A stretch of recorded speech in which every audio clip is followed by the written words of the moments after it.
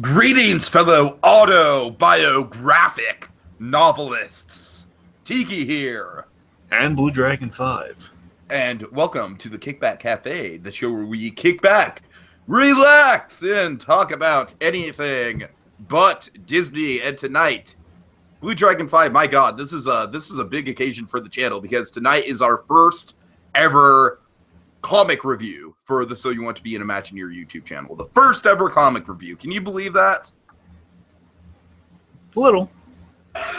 Treading new ground here on the So You Want to Be an Imagineer YouTube channel. So tonight we're going to be talking about Paul Dini's autobiographic novel. See what I did there? Called Dark Knight, a true Batman story. Very, very big stuff. Basically being heralded as an instant classic in the industry. But BlueDragonFive, do you know what podcast is an instant classic in the podcasting industry? Fat Male Batman? Well, yes, but what other podcast is an instant classic in the podcast? Refresh my memory. I don't know why. I'm a little short at the moment on it. What is it? It's the Movie Machine Podcast! That's right, folks. It's what happens when you take four funny people and improv a movie based on a random story generator really, really fast. And BlueDragonFive, tonight, the Movie Machine Podcast just popped out its 25th episode. Oh my God. Can you believe it? 25 episodes, a quarter of the way there to 100. Yeah. So, episode 25 is Sprouted Along. It's a musical kids movie about food, starring Ricky Gervais, Topol, Nathan Fillion, and Alan frickin' Tudyk, Disney's Lucky Charm himself. Yes. Featuring Ben Lifson, Jacob Gulliver, Kyle Decker, and this week's special guest, Isaac Sudleaf. All right, much easier name to pronounce than the last two guys we had on. So check that all out at the Movie Machine Podcast at hotchocolatemedia.net. All right, Dragon, I believe you have an opening soliloquy for us. Yeah, so folks, before we get into this Dark Knight, a true Batman story, it is about a very important figure in comics, animation, and of course Batman himself, Paul Dini. So let's kind of open the floor to Paul Dini if I made a little statement here. So, Paul Dini, one of the finest Batman writers, period. Amongst the myriad of animated shows he's written on over the years, to name a few contributions over the years, like, for example, in the 80s, He-Man, Ewoks, Droids, Beanie and Cecil. In the 90s, he was working on Tiny Toons, Freakazoid, and, of course, Batman the Animated Series, which opened the door for the DC Animated Universe, where he continued to tell stories and contribute concepts that have left an indelible mark on the DC Universe as a whole. I mean, not only did Dini tie Brainiac into Krypton's destruction, yes, folks, that was him, and create the iconic and beloved character, Harley Quinn, he wrote the mega successful Batman games, Arkham Asylum and Arkham City, that not only spawned a franchise and told an excellent story, but has given a new generation of Batmans yet another definitive and beloved take on Batman. Suffice it to say, Paul Dini has been a key factor in some of the best Batman stuff. So, that said, let's reminisce on the guy before we read the story in front of us here. Yeah, I obviously don't have as much knowledge about this guy as you do, Dragon, because you're obviously the big DC Animated Universe fan here. But I do very much remember the podcast that this all got started from, ironically enough. I very much remember Fat Melon on Batman, #1, interview with Paul Dini. And Dragon, correct me if I'm wrong, that was the podcast in which Paul Dini kind of let slip this little... No, it wasn't? Okay, I'm sorry. Well, regardless, Paul Dini was still, he was definitely a very prominent fixture on Fat Man on Batman, one of the regular guests Kevin Smith would have on. Dragon, do you want to enlighten me on when exactly the kind of metamorphosis of this took place? Oh, well, I could save it for a little later if it Go would ahead. Yeah, I'll save it for a little. I'll tell you the specific kind of origin piece of it a little later on. But Paul Dini, he's Paul Dini's take on Batman, and you can tell us briefly through a lot of the animated series episodes, but also Tiki. You see, he also wrote the main books too. He wrote in Detective Comics for a while. Again, there's been a lot of animated tie-in comics which he's written, such as Mad Love, which of course is the fully fleshed out kind of Harley Quinn origin that was eventually adapted in animation, but it started off as a comic, and that's why it's in the traditional style versus the New Adventures look that it was animated. One is Dini. He writes a fantastic detective Batman. That's his real specialty. He writes kind of like a really cerebral kind of Batman. I mean, he would put Batman into detective comics for a reason, because he really does like kind of Batman investigating a mystery, and he's kind of running into. It feels really noir, his Batman. It feels like kind of noir, old school detective. One of the finest Joker writers. That's really what he built his career on. Tiki is that he pretty much, you look at the all the animated series credits of who wrote direct the episodes. You'll notice that pretty much every Joker episode, with the exception of Christmas with the Joker, which now let me make it clear, he worked on that, but he wasn't credited as such. He was more like kind of like a ghost writer assistant on that one, because he did freelance work. So until he was like a regular staff writer, so he essentially crafted the Mark Hamill Joker, which is pretty widely regarded to be the definitive Joker right now. Absolutely. I mean, Mark Hamill's gone on the record various times saying he's the finest Joker writer he's ever worked with or read anything from is Paul Dini. Paul Dini is his guy. If you write something, he'll be more than happy to read it for him. And of course, Paul Dini was the one who brought us the great Joker and Harley dynamic, which you already brought up, which is pretty much like one of the iconic love stories in comic book history, I think. And it's one of the most demented and twisted love stories in comic book history, which makes it so memorable. One is, I mean, I always like to say, kind of Paul Dini's the one that kind of made the DC animated universe, specifically Batman, really special. Like all his episodes are all the really good standout ones, I mean, I can't think of any bad Paul Dini episode, honestly. I really can't. I mean, to be fair, I mean, the only ones... So I take it he didn't write the Boss Biggs episode? No, he did not. And that is not a bad episode, by the way. Look, you haven't seen any of the genuinely, questionable episodes yet. Fair enough. We need to get on that, though, by the way, because Cap is already, like, halfway through that shit. Anyway. I'm just saying. Anyway, the point is, I love how he writes it. Basically, he writes his Batman stuff like kind of crime stories with heart and kind of a 40s detective movie style, which fits the animated series like a glove. And also, of course, with that, he's written some of the most acclaimed episodes. The biggest one, the most noble episode he's ever written, probably being Heart of Ice. Oh. And again, pretty much all the really good episodes, especially again, Heart of Ice again being basically the definitive Mr. Freeze in pop culture. So. Once again, he kind of gave us the definitive Joker. He gave us arguably the second most popular Batman villain in Harley Quinn, and then he gives us a complete reinvention of Mr. Freeze. Like that is some top mark credits right there.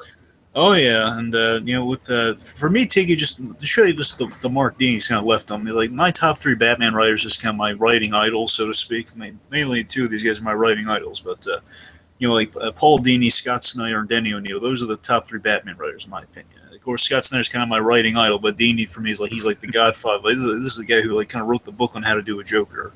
Right. Again, he's written all the Joker episodes, and he kind of left the distinctive mark on his Joker is the one that's kind of he can go off track and it'll just be terrifying. He's unpredictable Joker. That's the one he writes. Also, something to know about Paul Dini is kind of important. Again, getting into the origin in a moment here is that his relationship with Kevin Smith. He has a really good relationship with Kevin Smith over the years. Again, Kevin Smith named his daughter after Harley Quinn. So, I mean, that shows just instantly kind of the bond they have. I mean, he called him on the phone. He's getting teared up, oh my God, he's named his kid after me. It's really sweet, First name and middle name. Of course. And, just Paul Dini, he's really knowledgeable and relatable. He's just a huge fan of the characters he works on. I mean, Zatanna's one of his favorite characters. He actually married a magician, magician in real life who does a lot of voice work in video games. Misty Lee. Nice. Actually, in some way, he actually got to marry Zatanna, which is kind of funny. Marry a magician. It's kind of cute. It's kind of adorable. Point is, Paul Dini's got the best writing credentials in the world. This guy written on Batman, Superman, Batman Beyond. He's had hands in all the DC animated stuff, as well as things outside. But again, the Arkham games, we do a whole nother separate video on because I'm sure we will at some point. It's basically it's the last thing I'm going to say before we move forward here is, again, with Paul Dini and the Arkham games, is that he only wrote 2 out of the 4 games we have. I'm counting Arkham Origins because it's a prequel game technically. Mm-hmm. Point is, out of those 4 stories, he's written 2 of them, and they're the 2 of the best ones. Because people have their issues with Arkham Knight, which I like it, but let's not get into that. You know, Arkham Origins, people, I also like that, but people have their issues with it. The point is, like, the 2 kind of unanimously, oh my god, these are amazing, we love these, they're perfect, are the first 2 games, and they laid the groundwork for everything that followed. And again, he did the impossible task of he recaptured the love and just the childhood defining quality that Batman the Animated Series had, but in a PG-13 context. Like, yeah, some of that Arkham stuff definitely, especially in the first game, for me, from a psychological horror perspective, like, really, it's kind of great. It really kind of brought back Batman into. I think some of those Arkham games are even more cerebral than some of the stuff Christopher Nolan was trying to do with Batman. Just because, like, I respect Nolan's movies a lot, but I think what the Arkham games truly accomplish is that they absolutely feel like classic Batman, just in a darker context. Whereas the Nolan Batman movies kind of feel like alternate universe Batman or something like that. You know what I mean? Like a more realistic Batman. But yeah, I mean, this is pretty much kind of the comics come to life. Exactly. It feels kind of Jim Lee drawings, but don't know, it's not a Jim Lee style per se, but it's like, he did some of the initial sketches that they kind of worked off of. So I mean, it definitely looks like a very comics faithful Batman. But again, it's its own story. But again, it's like its own story, but it's very faithful to the comics. It's kind of everything you iconically know about Batman, but with an animated series slant to the storytelling, which is really cool. But again, PG-13 is a good way with more horrible implications. Totally. Anyway, so that's it. I'm sorry. Anything else you want to kind of spitball here about Paul Dini before you really read the book? You're the expert here, man. You're the expert.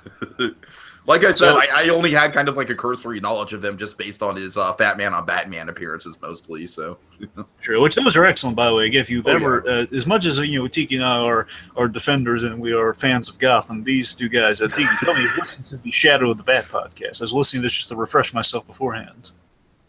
Yeah, I did. Yeah. Yeah, I remember that's when they kind of pitched the super awesome kind of Batman show that never was. God. Basically, kind of Gotham 2.0. Folks, Gotham is like coming upon us like a freaking freight train, and neither of us are prepared for it. But that's a whole different thing. But the point is, while we are defenders of Gotham, however, I think season 3 might test that train. Yes, I think season 3 might put that to the test. I was about to get to is, yes. Well, I mean, we've been defenders of Gotham in the past. Season 3 does terrify the heck out of me. I'm not kidding. I'm genuinely frightened by season 3. Just literally every time I think of Gotham, I just get like a combination of worried and just kind of like giddy with laughter. And that's because Gotham makes you insane when you watch it. But anyways, this isn't about Gotham. Point is, they kind of pitch like kind of the ultimate, like Shadow of the Bat, the first part. They kind of pitch the ultimate kind of Batman show, like a young Bruce Wayne. But the distinction from those, I assume they kind of specify younger than that Bruce Wayne. But here's the best part, though. Here's the best part. Kind of in an inverse there, they had flash forwards, which allowed for hints at Batman, which were awesome. Which would have allowed for Max Theriot. Which absolutely would have allowed for Max Theriot, but that's not here nor there. The point is, we might actually add some glimpses of Batman, which we don't have on Gotham, but that's something that the Gotham writers really should have thought about, was the flash forward thing. That would have saved him a lot of hassle. It would have, absolutely. The point is, though, Paul Dini's a really creative guy. You'll listen to any of the Fat Man Batman podcast with Paul Dini. It's excellent. You'll be entertained for hours. Whether it's just on the kind of when they're spitballing ideas, literally off of an Arkham Origins trailer. They spawned a whole awesome series that we're never going to get, but they spawned it just literally off of less than a minute of animated footage, which Tim Miller provided, by the way. Director of Deadpool provided that footage. Nice. Awesomely enough, and they had no idea until Deadpool actually was the first trailer Deadpool came out. Then Tim Miller said, "Hey guys, I did that trailer you love so much." How funny is it that Kevin Smith? It kind of feels like this is happening more and more, because we get the Death of Superman Lives basically spun out of the Kevin Smith story on Evening with Kevin Smith. Of course, we have the whole Tusk thing. And now we have this. It's like Kevin Smith really is turning into like a curator of geek culture, like definitively like the curator of geek culture. I'm starting to believe that he's slowly working his way back to that job offer of being kind of the Greg Berlanti, the new Berlanti, kind of the new guy, the new Kevin Feige, but for DC. Anyway, so just kind of transitioning from kind of we love a lot of Dini's work, in the podcast form, but also me personally, there's a lot of animated stuff. Again, with the Death of Superman Lives, again, that whole the Brainiac notions that were tying him into Krypton, it all comes from the animated series that Dini had a hand in with that initial episode. Mm-hmm. Wanted to highlight this little factoid, the whole idea of tying Brainiac into Krypton. That was a first for Paul Dini. Right. Anyway, so we thought we knew everything about the man, and he was simply the clever writer on the DVD bonus features and credits on the page. Little did we know, he was hiding possibly his greatest and most harrowing story from us, until now. Oh yes. Dark Knight, a true Batman story. Here's the origin. Next segment. So, Paul, sorry, D, would you like to take us through kind of the genesis here, or should I? I mean, you probably know it a lot better than I do, so go ahead. I'll comment when I see fit. So, Dini was a victim to a violent mugging in 1993. A very important year, which we'll get into in a moment. In 1993, and he was kind of at a low point. Jurassic Park. Oh, yeah. I'm just saying. He's victim to a violent mugging in 1993. He was also at a low point in his life, and afterwards, in the modern day, he's gotten it all together. He lives happily ever after now. Everything's going great for him now. You see, back then he did not 93, but like 2011, I believe was the precise year. He was on the Smorning radio show, specifically the Smorning radio podcast Kevin Smith has on his channel, which unfortunately now, with the reworkings of that not his channel, but his the Smodcast podcast website, the network, which unfortunately now they've reworked it. There's no way of actually listening to this this interview anymore. I was kind of wondering because I was trying to find it today and I couldn't, so that explains that. I hate how they've reworked it, but I love the content. I hate how they present their stuff because you can't watch all of it anymore.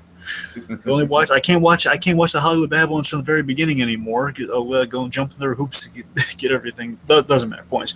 The Smorning radio show with it was he, his wife, and Paul Dini and his wife, and they're kind of like having a little chat here. It's not the Smarriage. It's literally Smorning radio. And basically, Kevin Smith brought up, hey, why don't you tell the people about the mugging? And then Paul Dini's raising an eyebrow. Oh, the mugging? Yeah, I haven't thought about that in years.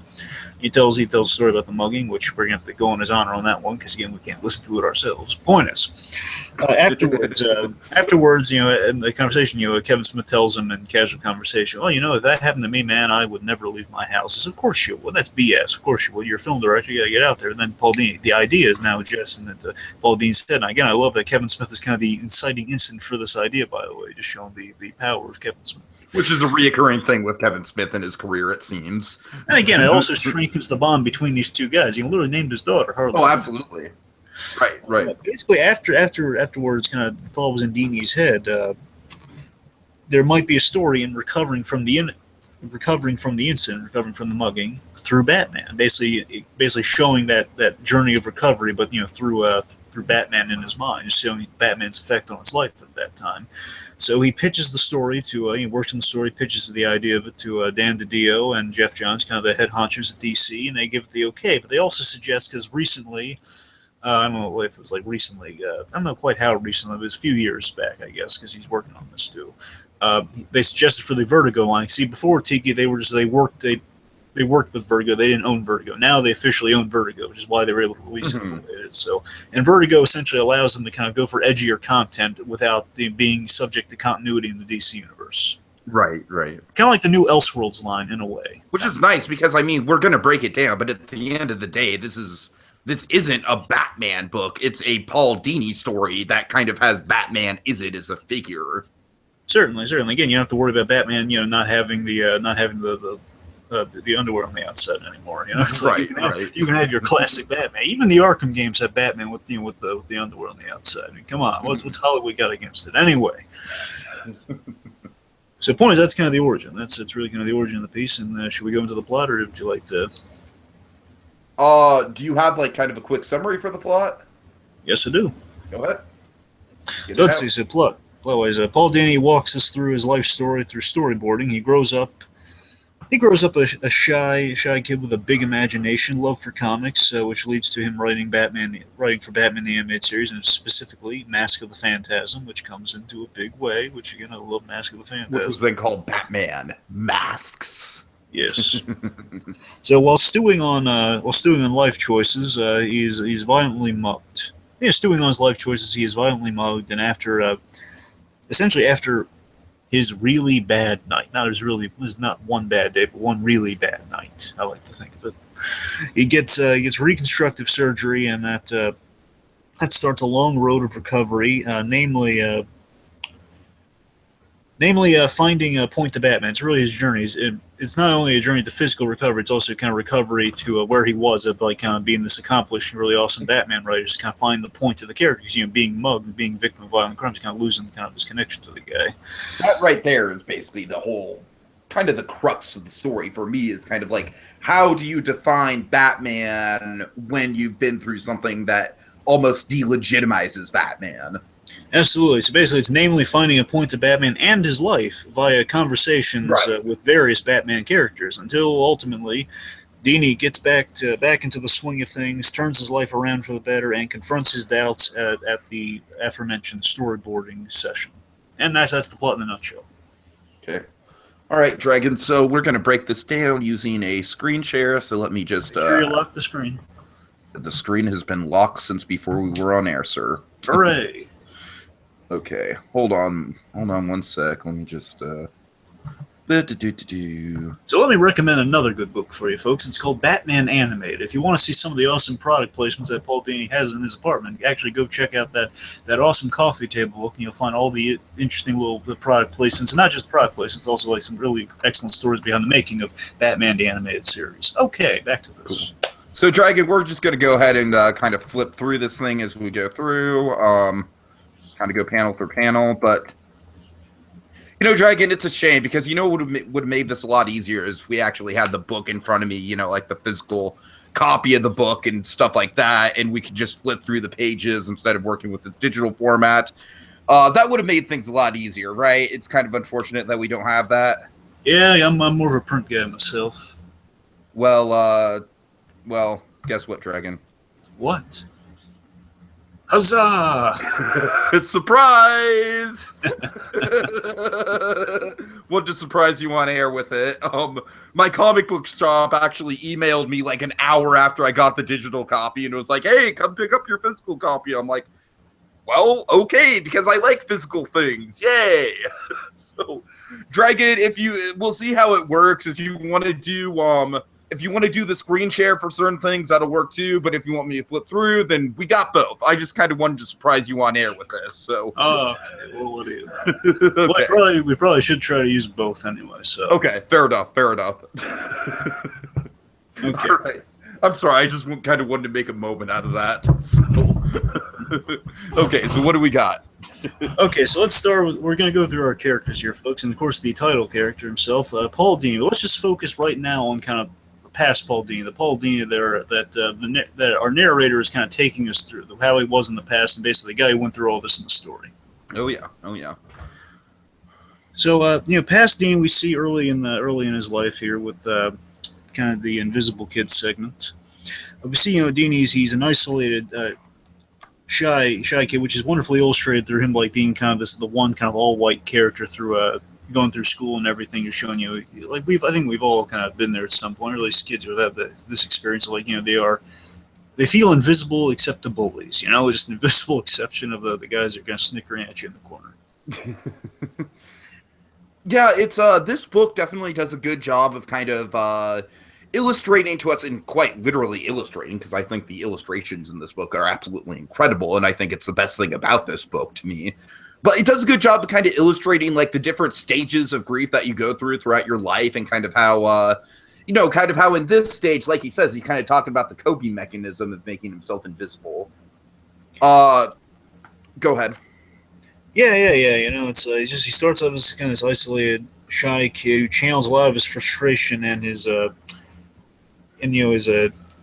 loneliness into fiction and imagination, which we get in this wonderful page of kind of like his basically you can see as a man right there, folks. Look at it in its glory. Yeah, this is definitely Dragon. I'm up there with you. This is one of my favorite panels in the whole book, I think. Yeah, I like that though. You know, she might be shy. Again, there's a lot of great ideas on the surface, which is very true to Paul Dini. Which, I mean, who can't relate to that if you're a creative person, especially like, you know, obviously with me, I have the podcast now, which basically means like, hey, yay, I get to talk to people. But no, if I actually go out on the street and like go to a party or something, I'm still just, I'm like this, man. I'm the shy, awkward kid who's kind of like has his head swing with imagination and stuff like that. So this definitely illustrates that beautifully. Yeah, and as you can see, you know, he's very well read. You know, you saw some Alice in Wonderland, you saw some Jungle Book. Yeah, exactly. So a lot of it seems to be very well read, which of course will feed into good writers. I mean, Scott Snyder, for example, he's also very well read, and that shows because he does tons and tons of research in his work, which is just mind blowing. There's also some Sherlock Holmes in here. Absolutely. And of course, a little bit of George. I want to say George Reeves Superman, could be Christopher Reeve, but I'm getting the sense of George. I think it's George Reeve. Yeah. Yeah. Actually, yeah, of course, he was born in '57. It would probably be George Reeves still. Right. You know, on his mind reruns and stuff. Again, we kind of have that great kind of the colors kind of fade out to a point where it's kind of like all the kind of, you know, it's not specified which versions in a way. Yeah, right. And then we also have the Sean Connery James Bond. Of course. Let's see. So he learns through the course of the book to you know we go through the early years initially. You know, he learns to channel his creativity to more appropriate times. You know, less when he's you know, so he can focus on his schoolwork, which parents are, you know, they're you know, proven of the art, but not so proven of kind of the distraction. So again, it's like as a kid, I think we've all kind of had like our wild imaginations. We do have to kind of get reined back now and again. Mm-hmm. Oh yeah. It's kind of what we see with Dini. I literally have notebooks upon notebooks upon notebooks of like comic strips that I would draw while I was supposed to be doing work in high school. I remember I would doodle. I would erase it quickly, just to kind of, you know, just to make sure there's no trace left. But I would draw little Batman heads on the side. Right. Draw my version of the animated Batman testament. You know, little. I would draw like little Spider-Man heads myself with like the web design and stuff like that on the face. Yeah. Oh, good times. Anyway, let's see. So again, he learns to channel that at more appropriate times, and there's this running theme of kind of life's realities deflating his balloon. But he tries to liven things up in his head a little bit. You know, like when he finds out the studio is, you know, it's not kind of this wonderful kind of crayon colored paradise he imagined as a kid. But you know, he goes in the bathroom. He's still we see kind of the creativity of kind of someone involved in animation, big animation fan of, like, you know, he's imagining hippos in the bathroom, all that sort of stuff. Right. Yeah. Anyway, I like that it's kind of that kid is still communicated to the modern day. It's showing you when you have a creative personality, of course, it's gonna transfer through as you grow up. It's gonna be directed in different ways. Well, it's interesting because I feel like creative people are almost kind of the most childlike people who kind of like grow up and never really lose that sense of like childlike wonder and sense of adventure and stuff like that. And that's really kind of what I feel defines a creative person, is that they haven't lost that childlike spark that kind of fuels their brain. You know what I mean? Perhaps we should switch to a screen because a lot of this is going by a little linearly here. Okay. It sounds like it's good for childhood, Dean. I hear you, though. I hear you saying, though. But I mean, keep in mind, just with the screen, I kind of have to just switch page by page, and that might be a little more difficult. But sometimes I like go forward to right there, like kind of the childhood years. You just go forward a little bit. Okay. Also, I want to point out something you're seeing on the screen right there, folks. See a little barbershop at the bottom corner there. Mm-hmm. I love that Kevin Smith had a very similar experience with Batman. That's where he got his first Batman comic at a barbershop. Nice. Yeah, and yeah, he was behaving. He was behaving at the barbershop, and the barber let him take home a comic. It was his first. It was also the Neil Adams comic, the Joker holding Batman on the giant playing card, a very famous one. Anyway, so I love that. If we go forward to the animation years, if we could, by all means, just take your time. Just let the folks kind of bask in the book here. Yeah, right here. Like, we're in the animation years again. We're seeing like hippos in the bathroom, all that sort of funny stuff. Mm-hmm. And you'll notice as we go to his apartment a little later in the book, which you'll see at some point. I noticed that he looks for happiness in material things and his status, which is something that's a really big theme to the book. Like, he needs it's still that loneliness and inferiority he's trying to overcome with kind of the big shot aspirations with dating the actress, dating these L.A. actress women. Right. Yeah, that's definitely something that's going to be reflected in Poison Ivy, especially when we get to her character. But certainly, you're commenting on that, certainly. Yeah. But besides, can you go back to the therapy session, please, for a moment? I want to point something out. This. Yeah, sure. See that doctor right there? I love that he looks vaguely like Hugo Strange, by the way, with kind of the obscure glasses and the turtlenecks. I can see that. Yeah, it's not official, but I'm pretty sure Paul Dini he talked to Eduardo Rizzo through the course of this making this book, and pretty much some likenesses are dead on, and some are changed probably to kind of hide some identities, perhaps. But primarily, mainly names with that too. Like, some names might have to be changed to kind of, if they didn't want to be involved. So it's just speculation. We don't know exactly if that's the case or not, but I would assume Dini might have suggested, hey, why not make this guy look a little like Hugo Strange, with the Coke bottle glasses and everything, just to kind of make little light Batman tie-ins, which I kind of noticed throughout the book here.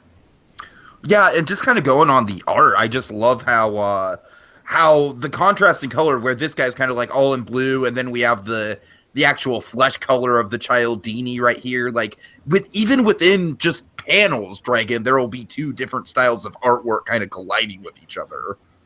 Yeah.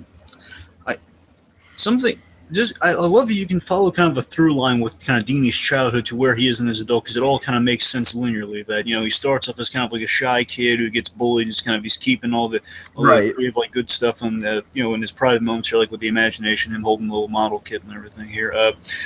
And again, he's kind of looking through happiness, through these material things, and basically, it's like he's trying to cling to the past in many respects, with like all the toys and everything. Which again, we all, a lot of us, big comic fans, we do that all the time because we're buying like the latest things that come out and everything. Oh, yes. I lost it when they came out with the animated series. Jim Gordon. I was like, yes, finally, after all these years, they finally got a proper one out. Anyway, my point is, I love you kind of follow the through line, especially when we get to his apartment there and just kind of where he's living his life up. Is that he's living all these material things. He's that shy kid who's just trying to act not shy. He's just trying to not feel as inferior or as lonely. So he's filling himself up with like all these great things that kind of make me feel whole, make me feel complete. He's dating women because I have it all together. I'm just kind of this simple kind of nerdy, geeky guy, and I'm dating a hot blonde, a hot bombshell of some kind. Actors to your left, they're crawling all over the place. And you'll notice in the darkest, I love this with Paul Dini's character. And again, basically as a younger guy, and that's the main thing with all past Paul Dini here, past Paul Dini is growing up like that. When I'm going with the whole through line thing, is that you can tell the negative aspect of kind of growing up as kind of a shy kid who's just kind of bottle up the imagination, still getting bullied and stuff, is that, he tries to act cool at times, and he has sarcasm in these negative situations where, the cops are saying a little later on in the story, like, oh, it's a shame Batman couldn't have been there. So, oh yeah, well, Batman would have checked the receipt. Right. So the point is, you'll notice like a lot of sarcasm on Dini in these dark moments. You're showing there's a negative side to kind of that shy kid being bullied growing up and kind of having to hold back kind of his. He's going to therapy for a reason, folks. Absolutely. Yeah. So do you want to get into kind of the animated series part of his career? Oh yeah, sure. Okay. So again, you'll notice, by the way, it's with the likenesses here, again, I love that we have, I was worried about Rizzo's style here, but my God, if you go back one, you'll see the big full-frame version was right there, like right that Batman image right there. Uh-huh. Yeah, that's the logo for the animated series. Rizzo, I love that he brought the animated series back to kind of exact detail when you saw things from the animated series. It was like in the same style. It wasn't just kind of the Rizzo style, because we see that played with when we see kind of Dini's imaginings of Batman characters. He kind of takes his liberties there, but he stays true to source material in these places here. Well, yeah, that's absolutely what I love about the art in this book, and I think that's definitely the greatest strength of the book, is how the art style kind of switches up even within the same panel. Like here we see the same logo, but then we also see the Paul Dini drawn in a different style from the logo. So Dragon, unless you kind of are saving it, do you want to talk about the framing device with the storyboards, or I'm sorry, that we're going to talk about that. Yeah, we'll save that a little later on. But can you take us to a little after the mugging? A little. Well, oh geez, that's gonna. Hold on, that's a little. I'm gonna leave. That's a little ways off. So. Point is, with the Dini's kind of, he's trying to act cool with the kind of sarcasm and negative situations there. I noticed, like, kind of post the mugging, we see this young Paul Dini is using this trauma as an excuse to kind of not heal, because he's lost his way, he's just showing you how much he's lost his way, and he's kind of out of touch with Batman, he's not taking the Batman approach. He's not just kind of powering through, which hence all the action bits for Batman is just kind of motivating him, which we'll get to a little later when we get to more of the Batman segments there. But it's just right. Yeah, again, it's a long road before he reconnects with kind of his more optimistic roots getting into the animation. Mm-hmm. Definitely. I'm sorry, I don't know exactly what you mean. Yeah, I mean it's fine. Where do you feel might be right? Going forward here. I'm trying to find the Joker panel because I think that's the one where the Joker's kind of encouraging him. And I noticed, like, throughout the story, you'll notice, like, Dini, he's becoming distracted by by going on darker paths. Hence, it's all the allegories of the Batman villains. Like, all these villains are kind of bad influences, like directions he could have taken. If he could have been stuck in, had he not kind of powered on through, kind of realizing, well, this is not the way to go again along the way. And I like that, despite all the success, he thinks he has, despite all of his success, he thinks he has nothing to show for it until he sees what he's a part of with the record store encounter, which we'll definitely get that a little bit later on there. But such a huge moment, Yeah, I'm sorry, I'm fucking this up. I'll tell you what, let's take a break from it for a while. Let's go back to the book. Go back to the book. All right. No. So, anything you really want to say about kind of past Paul Dini here? Well, let me just kind of pull up what I was like fucking trying to pull up there.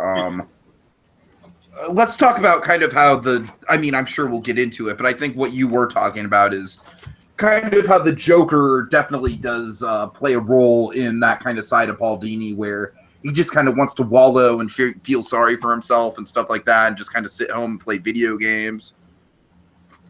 Yeah. So, and again, it takes kind of a real world example to really shake kind of Dini out of his apathy here. Of like, well, again, following Joker's advice, like, yeah, Mom, I'm going to lay back. I've been through an experience. I'm just going to, why should I put myself in danger again? Why should I kind of venture out? Exactly. The Joker is essentially being like, look, you've been through a dramatic experience, both physically and mentally. You deserve to just kind of kick back and take a break. And what's not, I'm just kind of this is now dawning on me. You know how we've seen kind of this plot line in cartoons before. We've seen kind of someone goes through an experience and they're really scared to leave their houses. And again, it's a real world example of that. And I love that we're kind of, I'm just saying, with the whole storyboarding angle of like, kind of, link between kind of, especially with Paul Dini's imagination, link between kind of cartoons and real life here. Mm-hmm. Just kind of like that. It's kind of the framing device of the story. Like, it's oddly enough, it ties in the real life so far, like being afraid to leave your house, which again, Kevin Smith, big hand in that kind of genesis of thematically hitting those notes of like he's literally kind of afraid to kind of get back out in the world again. But speaking of getting back out in the world, if I may transition us to another character, would that be all right? Yeah. Let's go to Alan Burnett, a guy who's trying to get Paul Dini out in the world again. Alan Burnett, very important character. And Alan Burnett, just to show you the importance of this guy, T, because I don't know how familiar you are with him.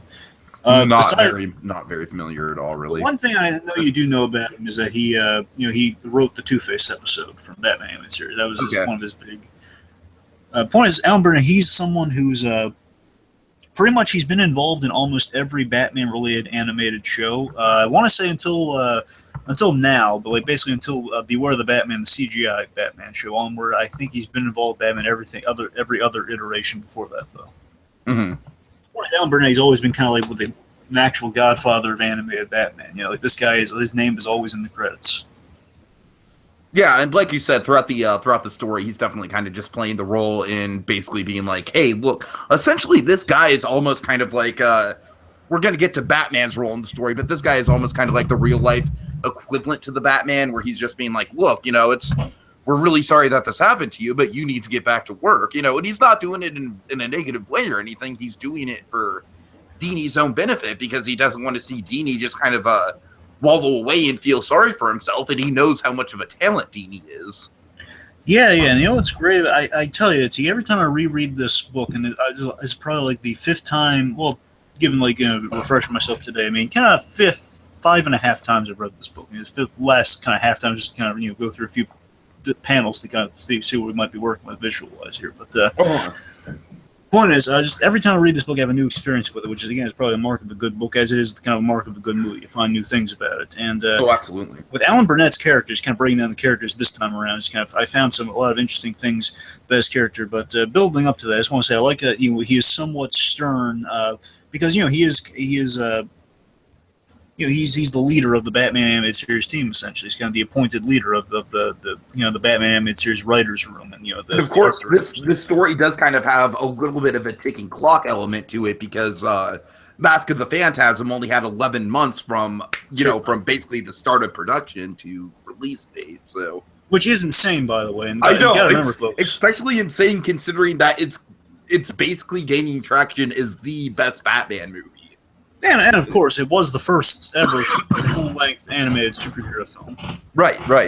So it was an ambitious project. Basically, again, it's a Batman the Animated Series episode with $5 to $6 million behind it.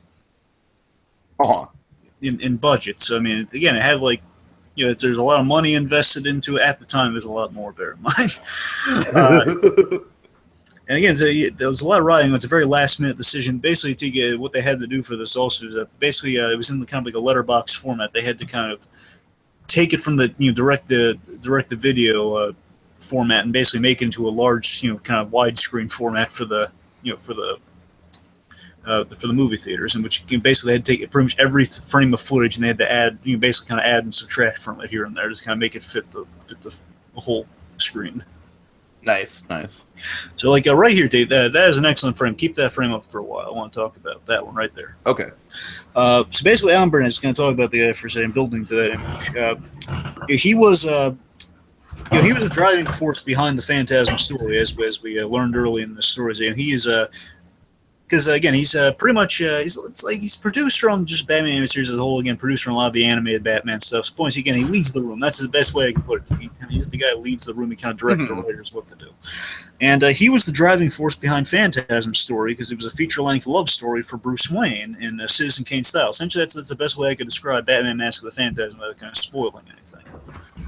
And I know the twist of Mask of the Phantasm. Oh, you do? You never told me that. That's why I've been dancing around it. Yeah, I know it. Okay, well, don't spoil it for the audience. I won't. Some poor sap might not know. I'm sorry to burst your bubble on that one, but it's a little mystery in our relationship here. Now I'm a little left out. Whenever I do eventually see it, I didn't want you to be like, so what do you think of the big mind-blowing reveal?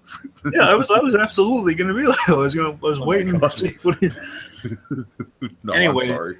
But you do see, it's a love story for Bruce Wayne and very Citizen Kane style, all the flashbacks and everything. Yeah, and what's interesting about that is, if I'm recalling correctly, Dragon, because I've only read this book once, I'm sorry, I didn't have time to read it multiple times, but if I'm recalling correctly, when this idea is first pitched, Paul is very much kind of, he only really is interested in doing the Joker bits. Yeah, again, because I told you, Dini's kind of the go-to. Again, he's pretty much, he is Joker and Harley Quinn's kind of go-to guys. Like, no one really touches them except for Paul Dini. Paul Dini, in some way, he's always involved in the Joker, even if it's in a smaller capacity. So, in a way, it's very fascinating because his heart wasn't really in the whole romance element of Mask of the Phantasm until this mugging happened, and then he got this whole new perspective on the Batman character, of the legacy of Batman in general, and then that's when he kind of really got ambitious and wanted to really put his heart and soul into Mask of the Phantasm. So, Dragon, that is kind of like one of the big roots of the story, is that sometimes some of the most groundbreaking and inspirational art can come of the absolute most darkest and depressing of circumstances. So, as odd and chilling as it is to say, Mask of the Phantasm might not have been as great of a movie as it was if this incident hadn't happened to him. Well, certainly, you're right about that. I mean, Uh-huh. again, it'd be yeah, it would be definitely kind of some things would be missing or altered had Paul Dini and I have gone through this experience at the time of that movie. Again, basically, again, it's all the stars align just to make that movie just right, and it's an astounding thing. But here's what I love, Tegan. This just blew my mind because I know Phantasm like the back of my hand. Going into this book, and when I found out on the Fat Man on Batman podcast. Because they had that come out before this book came out. They were plugging the book, they were promoting the book Of essentially. course. So again, they didn't spoil all the really cool stuff because my God, there's a lot of really cool stuff I did not see coming in this story that had me on the edge of my seat, even though I was just reading sitting down. Uh, I there are these moments of where I knew going into it. Oh my God, it took place in 1993 while he was working on Mask of the Phantasm. That was mind blowing. But finding out just how interconnected the events were, which they showcase in wonderful ways. In one scene involving him and Alan Burnett, which blew my mind, was when. Because again, I know these lines. I could do Joker monologues like till the day as the day is done. I really could. Right. Again, but I remember like just the beginning of Batman Mask of the Phantasm has a scene which we see the origin of in this film, which is in this book about the film, which is awesome, where they're going through the script and Dini knows like Alan Burnett had like a little barb at Paul Dini's Love Life, where he said, it's the scene from Batman Mask of the Phantasm where the councilman is saying, "Oh, geez, Bruce, it's like you pick him because you know there's no hope for a future." That scene right there, like knowing, oh my God, the origin of that was because him poking fun of Paul Dini's love life. And again, that's what I'm talking about, Tika. You don't get moments. That's what you're talking about, I think, is that you don't have moments like that because that's directly in reference to Paul Dini's life at that point in time. It's Alan Burnett saying, Well, yeah, but I mean, I'm just more talking about how Paul Dini really had a passion for what Mask of the Phantasm was trying to tell after the events of the mugging. Well, certainly. Because before that, basically what he wanted to do was just kind of do basically kind of do all the Batman and Joker stuff, and that was great, and I'm sure it would have been great in the film. I'm sure it's great in the final film. But I'm sure that the mugging kind of played a part in him really embracing this idea of Batman masks, then, But I love the title of Batman Masks. They should use that for something in the future. But well, I've read some stories that have used that title. So. Oh, have you? Okay, fair enough. Fair enough. Why am I not surprised? Let me say this though. Now again, remember, there's a whole staff of writers. Dini wasn't the only one. Hence, the reason that his sure. I'm saying though, I'm pretty sure the way it went. I could be wrong. It's oddly enough, it's one of the Fat Man on Batman commentaries for Mask of the Phantasm, which that movie unfortunately does not have an actual commentary. So that's as close as we're going to get. Until someday. Anyway, point is, there's really I get a sense from that commentary that Paul Dini, he did all the Joker scenes, but also he might have more influence on the Bruce Wayne, Andrea Beaumont scenes. Right. Because I know he had more stuff to do with the Bruce Wayne stuff, like the world, like the House of the Future is all on Dini. That's I assume anything that tied into that was probably by Dini's hand, which included some Bruce and Andrea stuff. So But again, I just thought it was so mind blowing. Oh my God, these events from Paul Dini's life, just the way he was living at that time, made him the Mask of the Phantasm, and it was not even by his hand, by just Alan Burnett. That was a little moment, but it just kind of blew my mind. No, I hear you. So again, Dini's. And I also like it showcased early in the book. Dini's kind of friends with mostly, the Batman animated series staff. It's more just kind of like workplace friends, not like real close friends, because that really is saved for Arlene Sorkin, which we meet later in the story, which we'll get to.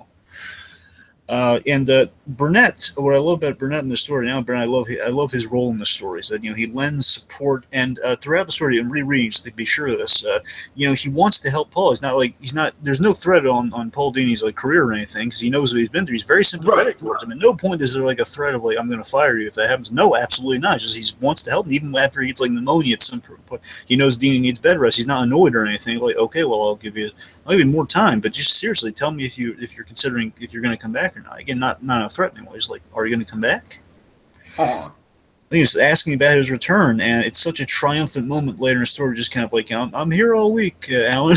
I'm here all week, and just Alan and Burnett outside. He's like, yes. But I tell you though, here's the thing: on the reread, and the reason I have this image pulled up, folks, is that on the reread, I kind of throughout the story, and I know you're going to roll your eyes at this.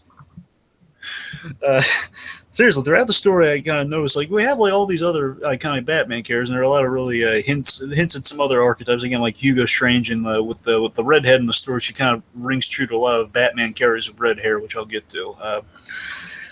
I kind of noticed, and this wasn't at all a point against the story. I just kind of was wondering if there's going to be like a Jim Gordon reference or archetype at all in the story. And again, the first 4 reads, I didn't really pick up on that. And rereading it this time and kind of noticing some of the imagery is like, with that bat symbol behind Alan Burnett, and then every scene in Alan Burnett's office is a bat symbol behind. And it's not purely just because of that. I could be definitely reading into this, but I kind of like with all these private conversations they have one-on-one. It's constantly. The idea Alan Burnett is constantly signaling and kind of literally calling on the phone. He's always calling for Paul Dini, and just trying to kind of get him to come back, just kind of get him to help out in the Batman script. It feels just feels subtly like he's the Commissioner Gordon of the story for Dini. And he's got a mustache and glasses, so that's got to steal his deal. Yeah, that's what I'm saying. Am I crazy for this, Tiki? I mean, does there DC? No, absolutely not. I definitely see what you're saying, and it's funny that you mentioned that because when I was reading through the book, I was in the back of my mind, I was kind of like, I wonder if there's going to be a Gordon bit in this, and there wasn't really a Gordon bit. But yeah, you're right. This guy is kind of like he's definitely one of the major supporting players in the story, and he does very much kind of serve that Gordon role, especially in kind of like, he doesn't have the bat symbol, but he definitely has, the bat symbol is there, it's there when he's within the story. And yeah, look at that. I tell you, I think that's an intentional choice to put it behind him on the wall like that in every scene in his office. I don't know, just he brings a little again, I think there are these little touches, and it might just be for the animated series fans or something. I don't know, that they're like little slight nods to the animated series, just kind of nods just kind of Batman in general throughout the story. No, I think you're right on with that. And like I said, I think that the characters that don't actually play a role within the narrative, like that don't come into Dini's head, I think some of those characters are represented throughout other people in the book, like the like the psychiatrist representing Hugo Strange, and I definitely think this is a fair assessment to make as well. Yeah, so I get. One is Alan Burnett. He has a really good presence in the story. Has a really strong kind of supporting character. He's just kind of the guy overseeing Dini's recovery and just kind of being that he's like the understanding boss. It's kind of the role he serves, and I think he serves it well. Again, I can't say it's like in the story specifically. In real life, he served that role, I can assume. Yeah, of course. So I guess we should move on to a real close friend of Paul Dini's, perhaps. Sure. Arlene Sorkin, otherwise known as the original, the greatest Harley Quinn. Because if Harleen Quinn can't cheer you up, then goddamn it, you don't have any hope. True. And in real life, Tiki, Arlene Sorkin, she's a great friend of Paul Dini. She was doing days of the origin of, I don't know if you got this from Batman on Batman at all during the podcast. It's on the original Paul Dini podcast, and it's also on Arlene Sorkin's episode. It's mentioned that she was doing Days of Our Lives, which is one of the old soap operas. Sure. There was like a comedy episode, I guess, where basically it was like a dream sequence, and she was dressing a court gesture, and she was doing a Harley horse. That's great. Oh, and that inspired Paul Dini. It says, well, basically he's looking for Joker henchmen one day. Well, I'm gonna put a girl in there, and he's it makes a female henchman to be kind of like a Judy Holliday type, basically kind of like in the '60s Batman. That, and also in the '60s Batman show, Joker, any villain would have like a girl henchman to be kind of like, oh, whatever you say, sort of like that. So it's kind of an homage to '60s Batman, and basically the initial sketches he did, which they've now made a statue of, by the way. I've seen it firsthand. I've seen that statue of the Paul Dini sketching. Again, Paul Dini, as you've seen in the story, he drew a little bit throughout the years, and again, he do some storyboarding. He has a little bit of drawing ability. It's nowhere near level like a Bruce Timm by any stretch, but hence the reason we need Bruce Timm to give us like the iconic stuff we have today. She was definitely dressed more like kind of 50s roller derby, basically kind of like a Bewitched kind of I Dream of Jeannie style, Harley. Yeah, I'm sorry. I'm trying to. Oh, I got it. I'm trying to find the page with her, but keep going. Sure. But so eventually you get the clean cut kind of Harley Quinn we have, and like these two, they would drive to work at all the time. They'd sing in the car, and these two are really good friends. Yeah, it's kind of great serendipitous because Harley Quinn is absolutely one of the big icons of Paul Dini's career, and Arlene Sorkin, I would say it's fair to say that Harley Quinn is absolutely one of her favorite roles that she's ever played. I would probably wager to guess that it's definitely one of the roles she connects the most with. I mean, keep in mind, I don't know as much about her as you do, but yeah. And with try going one back. One back? Yeah, it's one page back. Oop. There we Okay. go. Anyway, yeah, with Arlene Sorkin, I got to tell you, though, I love that. It's just so touching to me that she's, Paul Dini's best friend in real life is Harley Quinn. I think it's so sweet, and I love that in this story. Aside from the other therapist, which is kind of the archetype for Harley Quinn, but we had the actual Harley Quinn, being in the story here is the only little bit of kind of levity and kind of light in Dini's this dark place in Dini's life. Mhm. Yeah, I would wager to say if I had to give one term to her role in the story, it'd be the Angel of Mercy. Yes. Basically, his sister and Arlene Sorkin are kind of the most kind of like beacons of light and hope in this story for Paul Dini. Like when we get to Jane Dini in a moment here, well, a few moments. Mhm. Those two are kind of the biggest those are the Angel of Mercy types in Dini's life. Absolutely. I like it. Of course, there was never not in real life, so why would it be in the story? There was never like any romantic suggestion or anything there, because again, there's really really good friends. They have. Again, she in various ways she embodies Harley Quinn, and she's the only person to cheer him up and bring a little bit of light in his life. And we have the wonderful blender gesture in the scene, if you do that, like right there. I thought that was so nice, Tiki, that she got him a blender, which was his birthday gift. She gave it to him early. I mean, Arlene Sorkin seems like the nicest person. She really does. Like the fact that she even had an early birthday present already picked out and ready to go for him, and she's like, "Oh crap, okay, well, present time."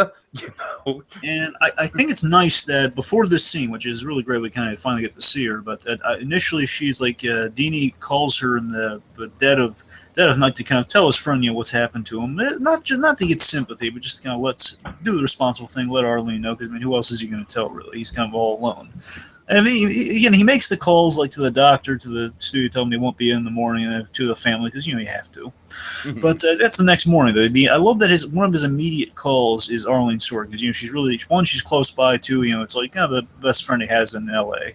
Absolutely, very nice. I think it's really nice gesture. So speaking of, so while Arlene Sorkin is kind of he made 2 calls that night. So again, we had Arlene Sorkin, but before that, we had his first call. First call, it's kind of a sad tragedy of Paul Dini. Before he calls his best friend in the world, he kind of calls the wrong person. Yes. Calls Vivian. Oh boy. So Vivian here. Now, Tika, I love this symbolism with Vivian. Is that now again, whether her name in real life is actually Vivian or not, we don't know because that one out of. Yeah, that one out of anything might have been the one name that definitely could have changed. Sure. I mean, that's the one I do imagine they probably changed, like just to protect identities and stuff. But I love that she. I don't know if in real life if she had red hair or not. I would like it to be that way. But the point is, I love that the red hair symbolizes like pretty much. There are at least 4 female Batman characters that have red hair. That you could draw a parallel to. I mean, Batgirl will be one who we do get to see in the story in one area. I'm not saying that's exactly who it's supposed to be or who it's supposed to be. Batgirl has such a great cameo in this book. She does, and we'll get to that. Yeah. But, like, right there, again, this shot here, the first call he makes here when she's, again, really shouldn't be... I mean, I'm not saying, like, I would imagine he would call Arlene Sorkin first, but, again, the fact that he's calling the woman who, again, he's still pining over, even though he's just kind of, like...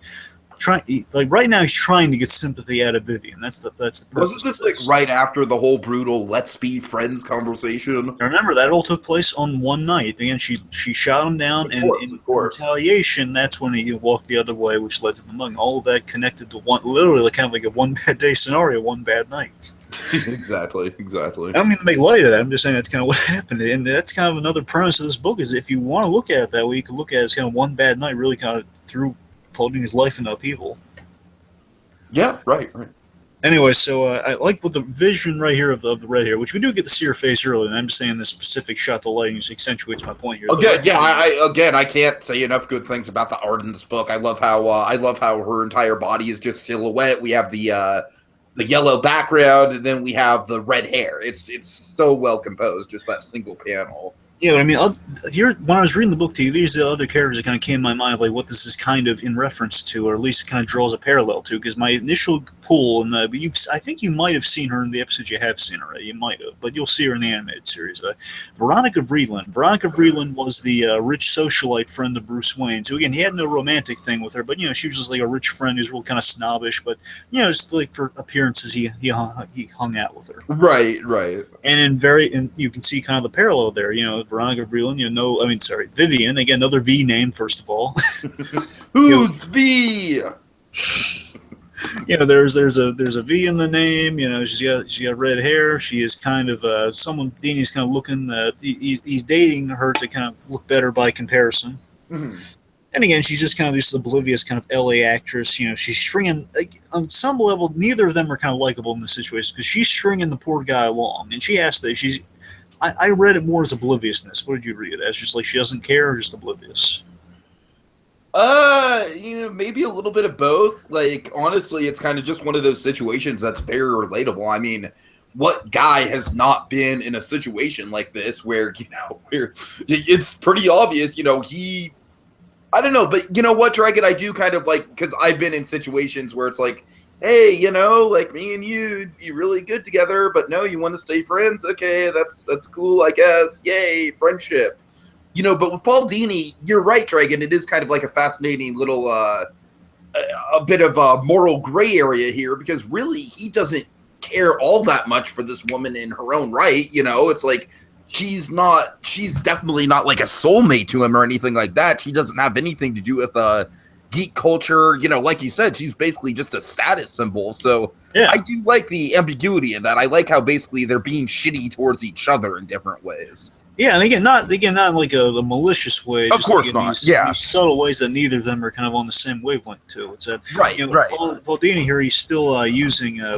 He still uses this girl despite the fact that things aren't going away. Again, what he references like what he should have done and what he actually did is like he still kind of said, well, no, he still continues the date even though the date's bombing miserably. Instead of just saying, well, I thought we were going out, but that's not the case. Still doing the responsible, direct thing.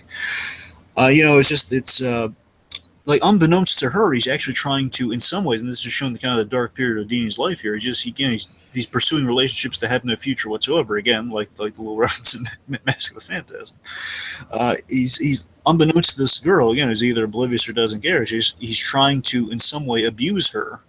Mm-hmm. Again, abuse her, and that he's just trying to make her feel like a little jealous. And again, such a pointless victory, just to make her feel a little jealous as he's walking the other way. I mean, how again, it's like something she never even noticed because again, you get the sense of brain of girls, right?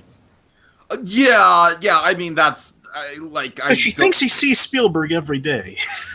Yeah, I mean, exactly. And I don't want to kind of like be too. I don't want to put too much of a window over this, but wannabe Hollywood actresses types definitely not the most bright demographic of folks out there.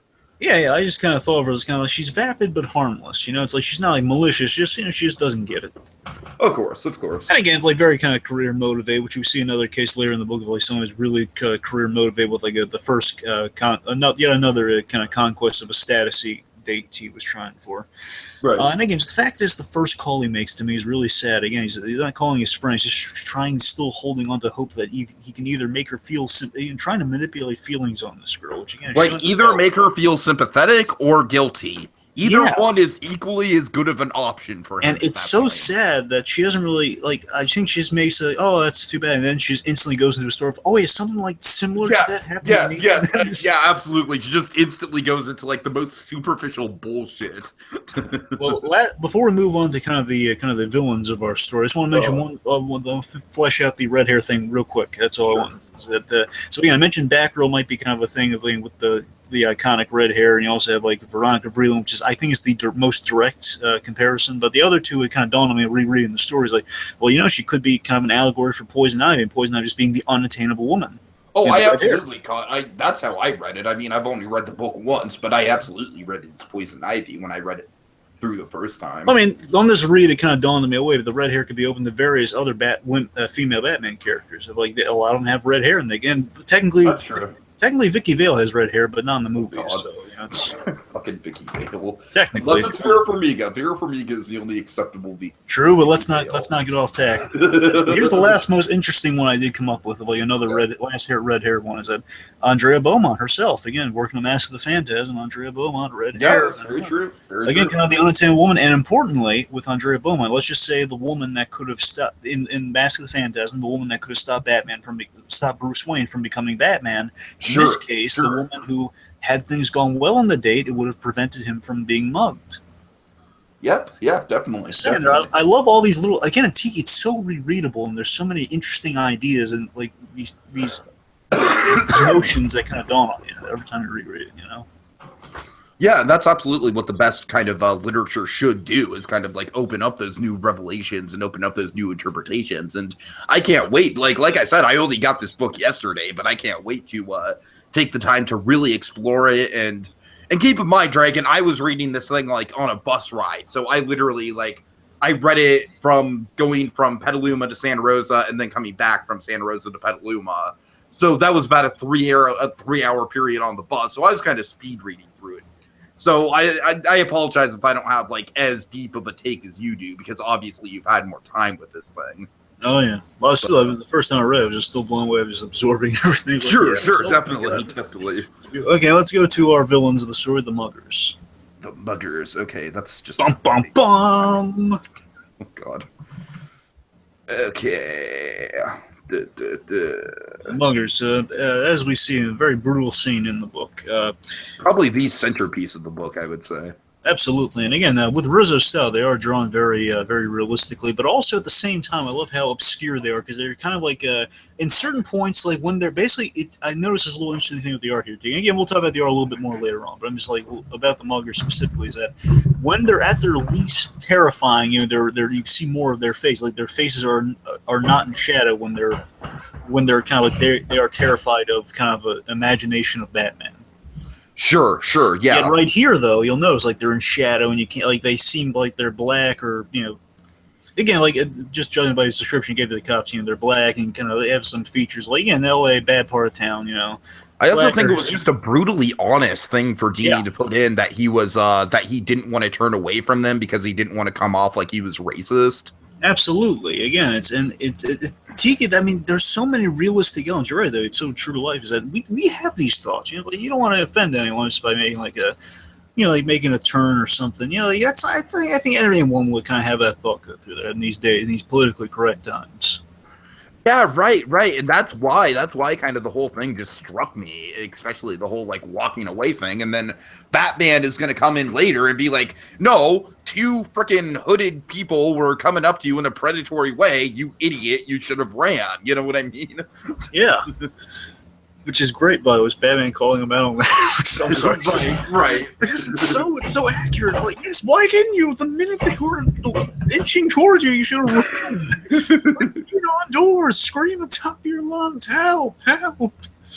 And this is like a perfect example of what you're talking about, Dragon. Like the more shadowy they get, the more imposing they are. I like that this guy has a smile, because it in some way kind of, you know, suggest Joker a little bit. You know, like this guy has this really creepy, tooth-filled smile in the darkness. It suggests Joker. I wouldn't necessarily say that these guys are the conduits for Joker. Of course not. I'm just saying, like, it's just kind of violence and kind of bad stuff is kind of associated. Definitely. Yeah. I mean, like, his point is like obscure shadow and darkness is dangerous. Again, he also can't get like a super positive description, which is another reason. Like that shot right there, where the only thing you see on his face is a smile. I see what you're going for there.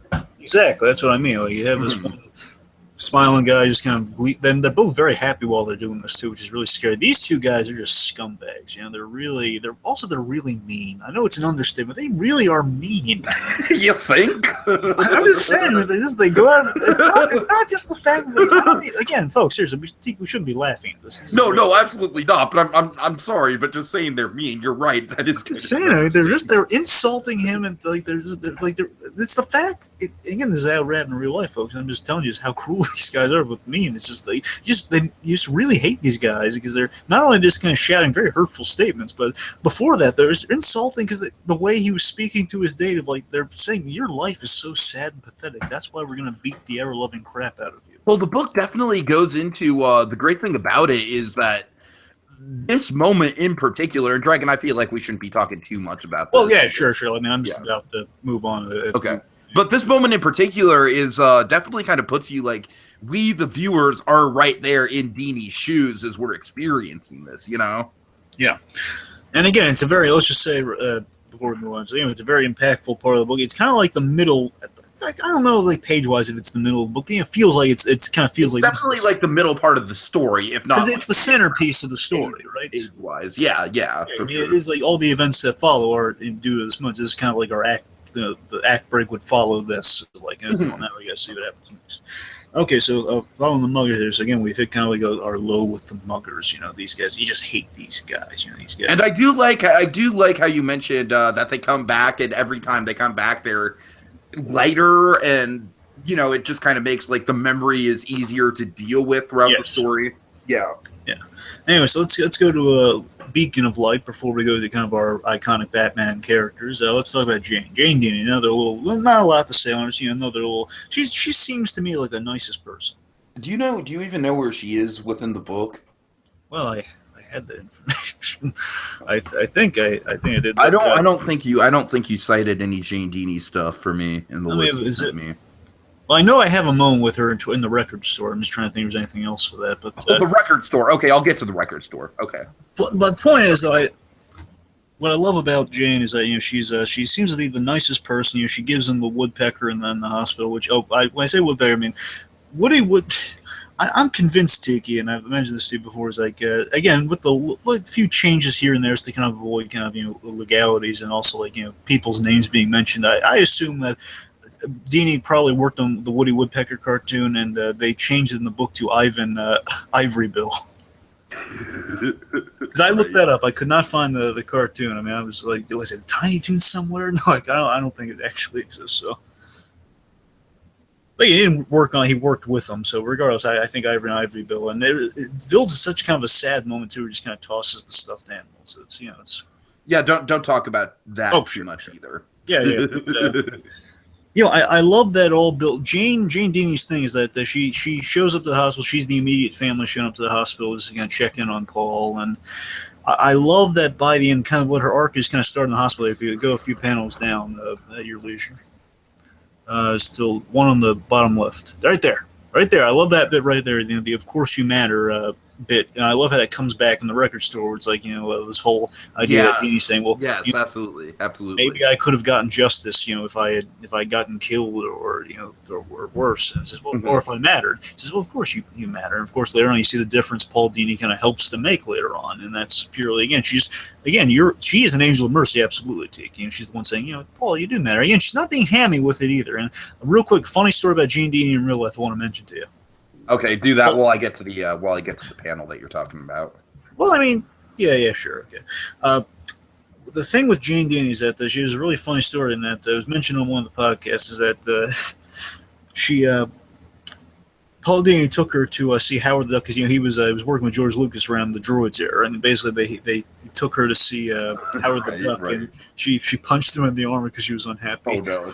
Oh, and then that's great. And then years later, they see Guardians of the Galaxy at the end, just add the memory of seeing shit!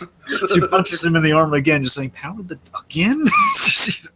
I just think it's so sweet because we don't see all of Dini's family here. I think, with the exception of one brother, we see his entire family in this book. But with that though, I like the idea that he has one sister. I like how nice she seems here. I know it's not really much to say about her character, but she's in this story the right amount again to deliver kind of the punchline. You're like, Anna, and you said you didn't matter.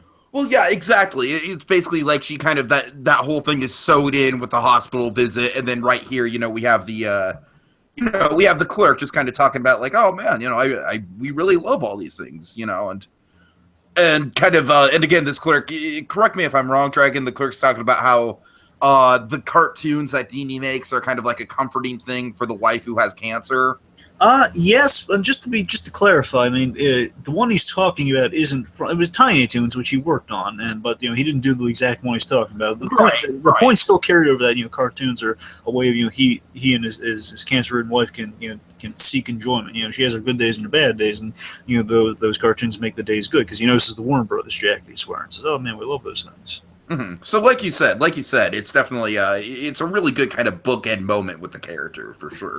Yeah. So let's see, going forward. Okay, let's get to the B-Man himself. Let's get to Batman. The B-Man. All right. Or as Harley Quinn would say, "Tough nerds, B-Man." That sort of thing. This is perhaps one of the most unique uses of Batman in any popular culture story I've ever seen. Because Batman is essentially just kind of like, Dragon, you're going to laugh. You're going to totally laugh, all right? But hear me out. Batman is kind of like Paul Dini's Mr. Robot. Oh, God. I knew you. No, but seriously, I mean, of course, with Mr. Robot, we have the whole moral ambiguity of all that, which we won't get I don't into. think Paul Dini's actually fighting crime in real life, hence the story. So I doubt that he's. But look, I'm just saying, like, I think Batman, he is definitely kind of the big draw of this book, of course, because it is a Batman story. But just the way that, I mean, let's just kind of talk about the title of the book right here, like Dark Knight, a true Batman story. Of course, Dark Knight. Dragon, it drives me crazy because every time I Google search Dark Knight, it just autocorrects to Night. Yeah, but I love the cleverness of that title, though, Dark Knight, because it was a Dark Knight. No, you're right. It's a great title. I'm not denying. Yeah, it's a fantastic title. But no, a true Batman story. Like, let's just kind of break that down. It's like with Batman, definitely like here. I was kind of trying to find the splash page, but here I got a good page for us to go over right here that kind of illustrates Batman's role. It is kind of towards more of the end of the book, but it's like essentially with Batman, he's just kind of like just the driving force. And I think what the story's kind of trying to say is the character that we see talking to Dini is not so much like the in continuity DC character of Batman himself, but more kind of like an embodiment of what the character means to the popular culture, Yeah, and you'll notice again the visions of Batman characters in Dini's head in this version. They aren't modeled. They aren't the animated series models at all. They aren't. Right. However, I do like that now and again you'll see some Arkham game inspired. Like this Batman to me, don't get me wrong, it's kind of a classic version of Batman. But I mean, at times, like especially, I believe it's in this segment forward, he really does look like the Arkham game Batman to me. Oh, definitely. Which is fine. I'm just saying it's kind of a cool touch of like, again, little subtle nods here and there. He does look very kind of Arkham game Batman. It's a little hint of the future of like, hey, Dean, you're going to actually do some great things, still do some great Batman-related things in a way. It's kind of subtly being communicated there through the art. But regardless, you're right, though. It's like just kind of a classic kind of unspecified Batman. It's just the embodiment of the character without having to worry about, like, Yeah, it's essentially like Paul Dini is one of the big Batman writers, and Batman himself is kind of like, look, like I am in your hands in a way, and I don't want to see you fuck me up, in so many words. You know what I mean? Yeah, man, I like more so the ideal Batman where he's Batman in this role. I see what you're saying to you. In some ways, it feels a lot like Batman is just like. In some way, it's like Batman's repaying the kindness that Dini's given to him over the years. Like, Dini's gotten him out of his, he's made him look his finest in the animated form here. And it's just kind of Batman's way of repaying him by kind of getting him out of this funk that he's in. By being kind of his responsible recovery coach, essentially. But tough love is the name of the game with Batman. He's not just like, oh, you get a sticker for effort. No, like this Batman. I love because this is Batman. Again, I love that it's not like, I mean, you get a sense of maybe Batman and there's the other Batman. It might be like a little, just a smidge nicer. But I like that this is Dini's, his version of like what he just kind of.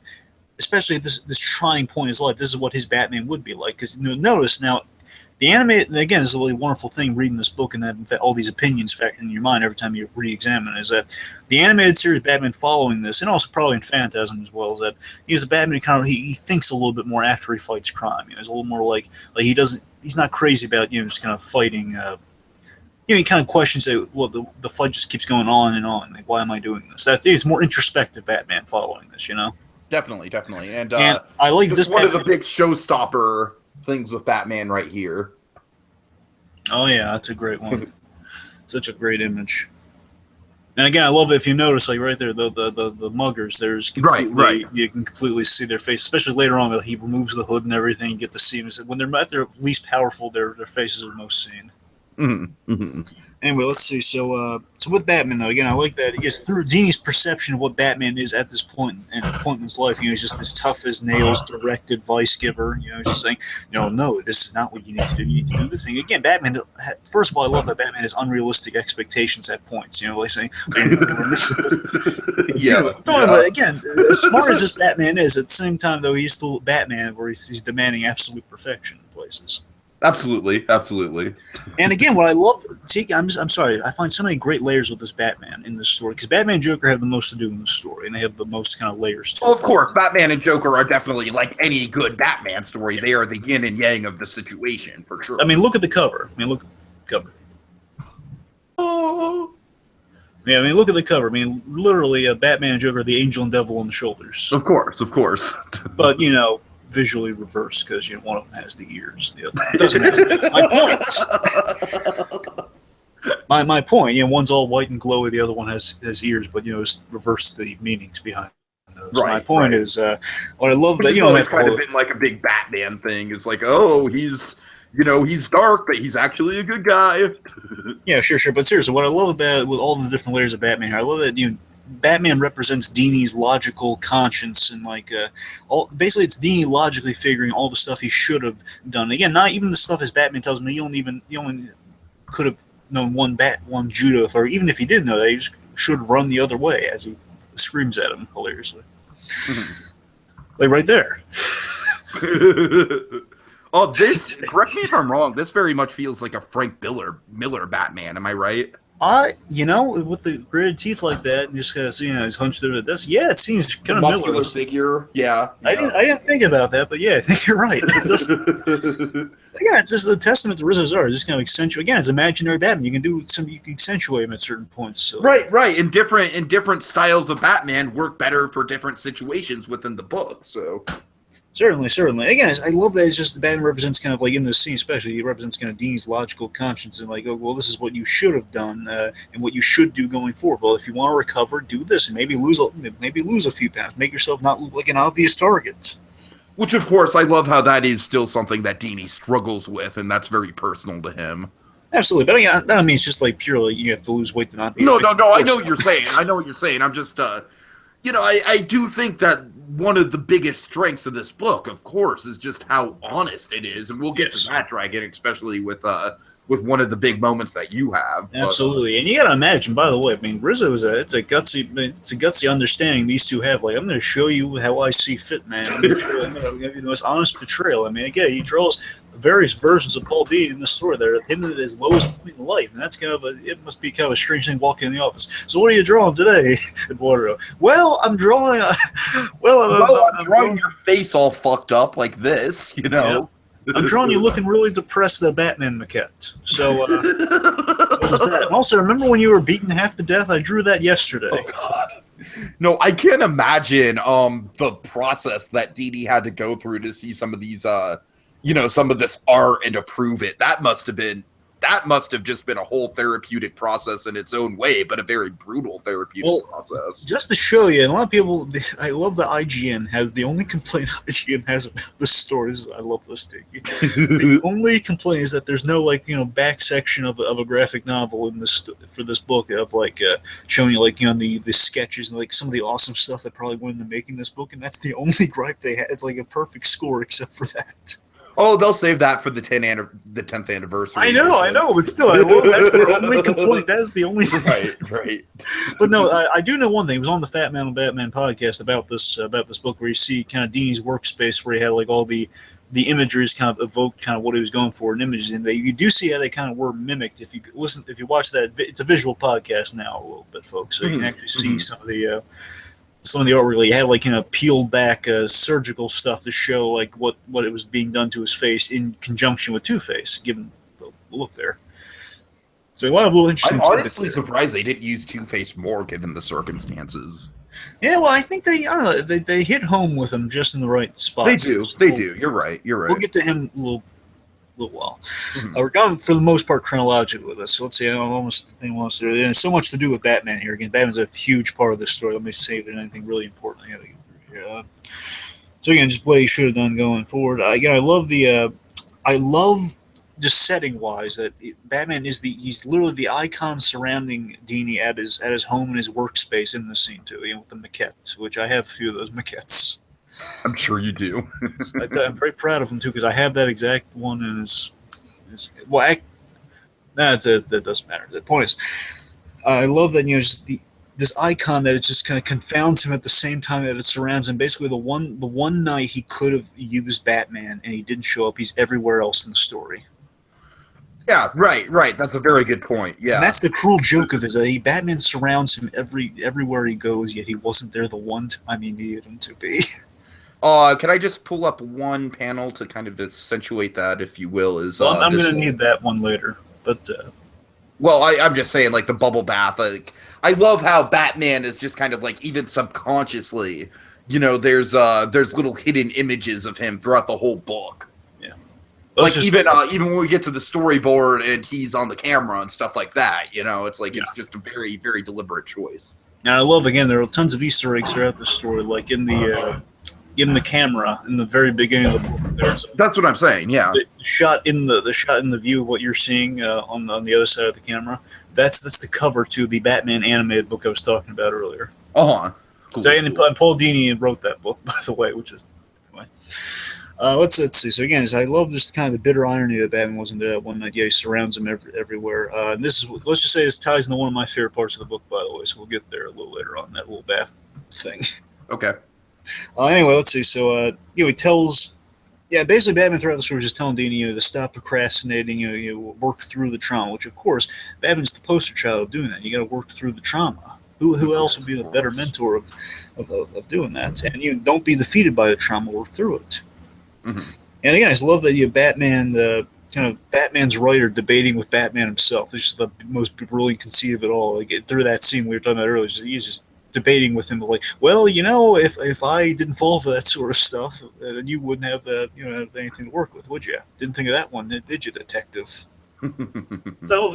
just Paul Dini backsassing imaginary Batman. That's pretty awesome. Right. Okay, so speaking of Batman, let's get to kind of the other side of the coin. They're not Two-Face, but the other side of the coin, actually, Joker. Yeah, Joker. I mean, I think Joker is probably the most clear-cut metaphor in the book, where Joker just kind of represents Dini wanting to procrastinate and just kind of feel sorry for himself. And I think that's very clear. I don't necessarily think there's a lot of hidden meaning in that. Am I right, or is it more? Well, I mean, the only real hidden meaning attached to that is I love that Dini's. Dini has a very deep-seated connection with the Joker, which, I mean, of course, definitely. Because, again, he writes Joker the best, and it's even highlighted in the book that, who was your first Migo? You, and it's still the doll on my desk. Yeah, that whole thing. But, what's that comic you read until the staples fell out? Let's face it, pal. I was a bigger part of your childhood than Winnie the Pooh. Exactly. It's saying it has a very deep-seated connection with the Joker, which I love that this book kind of explores the dark side of that. Like, well, again, if the character you've worked with most and understand better than anyone else is the Joker, what does that say about you? Mm-hmm. I'm sorry, I'm going to have to flip back about 40 pages to find the pie in the face panel, but but you see what I mean? I love that it's like Joker is absolutely on his side, and he has like that because of that connection. Joker gets him, and Joker almost wins in many respects. Again, he's feeding into kind of Dini's kind of dark impulses here, and in fact, I want to say there's an allegory here. I was rereading the book, and I think there's kind of an allegory that writing the Joker that well kind of feeds into the idea that maybe Dini, with all the imaginary stuff in this book, maybe he is a little bit crazy. I'm not saying that as an insult. I'm just saying, again, kind of examines the idea of, like, kind of that subtle, like, one bad day, in this case, one bad night idea. Maybe that kind of, he almost could have been driven off the deep end had he gone with Joker's side of things. If he never left his house, he would have definitely kind of gone crazy. And it would have, impacted his life very negatively. Absolutely. So here I'm about to pull up when Joker comes into the story, which is right before the mugging. Right when we have the whole, like, oh, we should just be friends revelation. Bam! Pie in the face. And I love, again, Tiki, we're gonna be talking about this all sorts of things with the art, is that, again, I love how they obscure sides of his faces like this. Mm-hmm, absolutely. And the glasses come off just like in the mugging. Right. Good point. It hits you like a pie in the face. Now that would have been worth sitting through the sister-in-law story for. So really great introduction to the character comes at the perfect time, comes right before the big kind of like inciting moment in the story happens. Yeah. And again, I don't mean just to hammer on the kill and joke allegory here, but I'm saying though seriously is that with just the fact we have working with Joker is that Joker's trying to get Dini in the story to accept that the world's a bad place and you should just give up. It's kind of like what he's trying to show Batman killing Joker. You just give up. The world's crazy. Oh no, you're absolutely right, and I totally got that through reading the book. I think this book is absolutely kind of a mirror of Killing Joke in a lot of ways. I mean, it's not like, of course, we have that great reference with Batgirl directly saying like, yeah, you got your face a little fucked up, big deal. I've been through worse, you know. Yeah, and Joker here, he's in many ways he's trying to feed Dini's imagination even more. Again, hopefully. In some way, kind of try and drive him out, which again was the risk he probably ran, just kind of going, being more reclusive.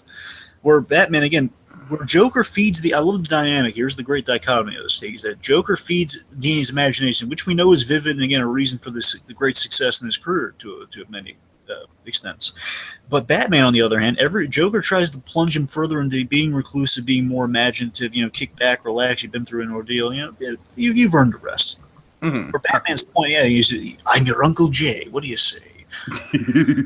where Batman, on the other hand, again, after we have that wonderful moment where he just punches Joker, you're only right when inspiration strikes. Oh God, I'm gonna try and find that before we get done. The only interaction those two have, by the way, in the story, the only interaction the two of those have. That's like them. I could probably find it in the actual book, but go ahead. Yeah.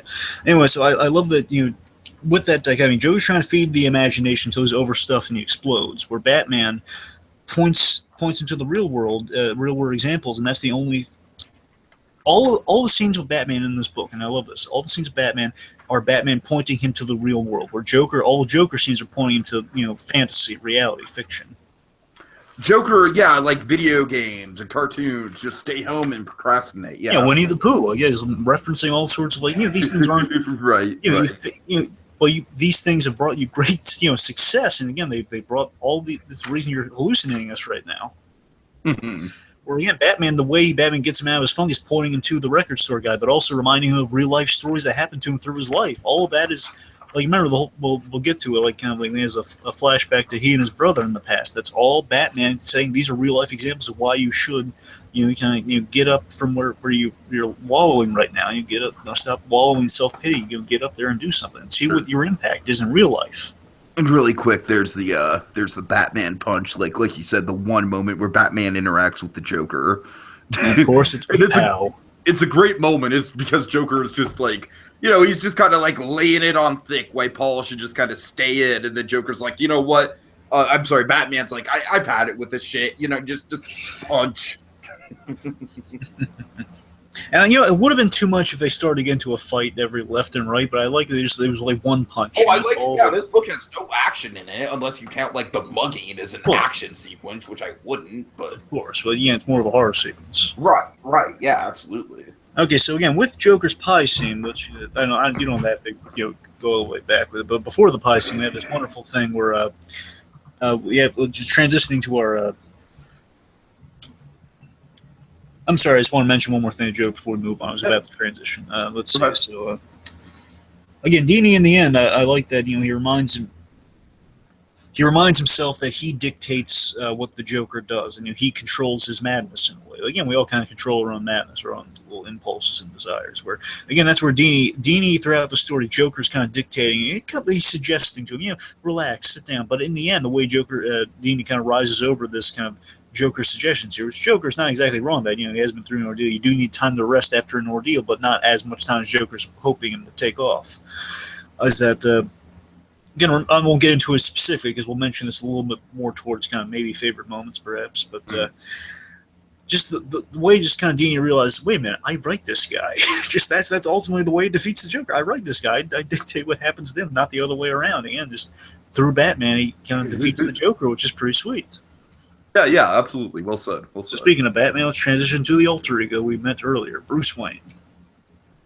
Oh God, there's really not a ton with Bruce Wayne, is there? No, but there's a really again. We're going to be rapid fire through the next of these. There's more like thematically what they represent. But the only thing I really remember with Bruce Wayne is when he shows up at the dinner conversation. He's like, "That's billionaire Bruce Wayne, adjusted for inflation."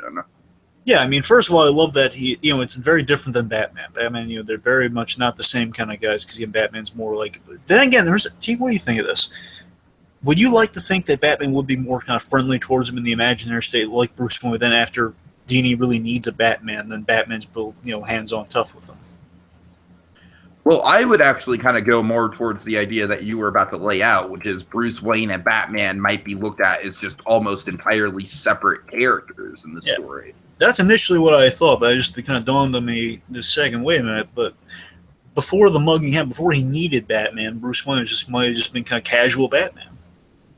Yeah, that's a good point, because of course we do have the whole thing where it's like, why wasn't Batman there during the bugging? And it's like, well, Bruce Wayne did kind of casually stop by that night, but he didn't think that Dini needed any help, And just what Bruce, again, not a lot to say on these next ones. Batman and Joker are really the meat of these characters. Of course. The rest of these do represent some interesting ideas. I want to give credit here. So Bruce Wayne, what I love that he represents everything. And Dini has, again, in the first Fat Man and Batman, he said he wishes he was as cool as Bruce Wayne. That Dini does. Bruce Wayne does represent everything Dini wants to be, especially in this story, in the date. He wants to be kind of the Bruce Wayne says, "Well, I have to get back to my imaginary dates at the bar." And you see all these beautiful women kind of fawning over Bruce Wayne. Literally, he's everything that Dini wants to be. Yeah, that's very true. That's absolutely true. And I love that in that scene. I just love that Bruce kind of represents kind of a successful old friend Dini can backtalk with. It's saying they were kind of insulting each other. Like, who are we dating? Is it a doctor? Is it a lawyer? Is it an actress? Oh, actress. And he says, oh, it's kind of funny that Oliver Star. I love it's a VHS tape, but it always reminds me of the Times so much. I know it's a little thing. It's one of the mentions. I love it. So he puts up Give this VHS tape to Steven Spielberg, which let's just say a movie I've watched recently kind of hinges on that. But that's all I'll say. Okay. My point is, I love that.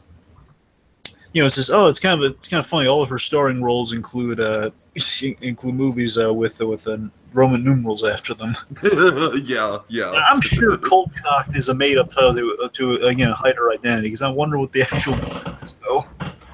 It might be like I'm sure it's probably like a higher profile sequel. Maybe that's kind of what I'm thinking. Maybe, but then again, I thought it was more hilarious that, again, before dawn on me, wait, they changed things to protect identities and stuff. Before I just thought, well, it's such an obscure movie she's trying to pass along to Steven Spielberg. Right. But yeah, I don't know. I'm trying to think of like bad sequels that came out around '93. Apparently there are 3, so Right. But again, I love. But again, I like towards the end here, where just Dini's. I like that Bruce feels like such an old friend that Dini can kind of back. Like he's using sarcasm as a defense mechanism, which Dini in the story did do at the time. Where he would say, "Oh, gee, I think I see Penguin heading for the cash register. Maybe you should go." Just saying, like, I don't need your smart mouth, Bruce Wayne. I'm on my own. Right. Yeah, so again, like I also love how Bruce Wayne is in black and white. By the way, just again another brilliant stylistic choice in this book. I don't know why I kind of read it as purple.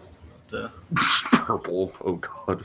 Well, no, not purple, but like it's kind of like a faded, like really. It's not as purple I as Joker's.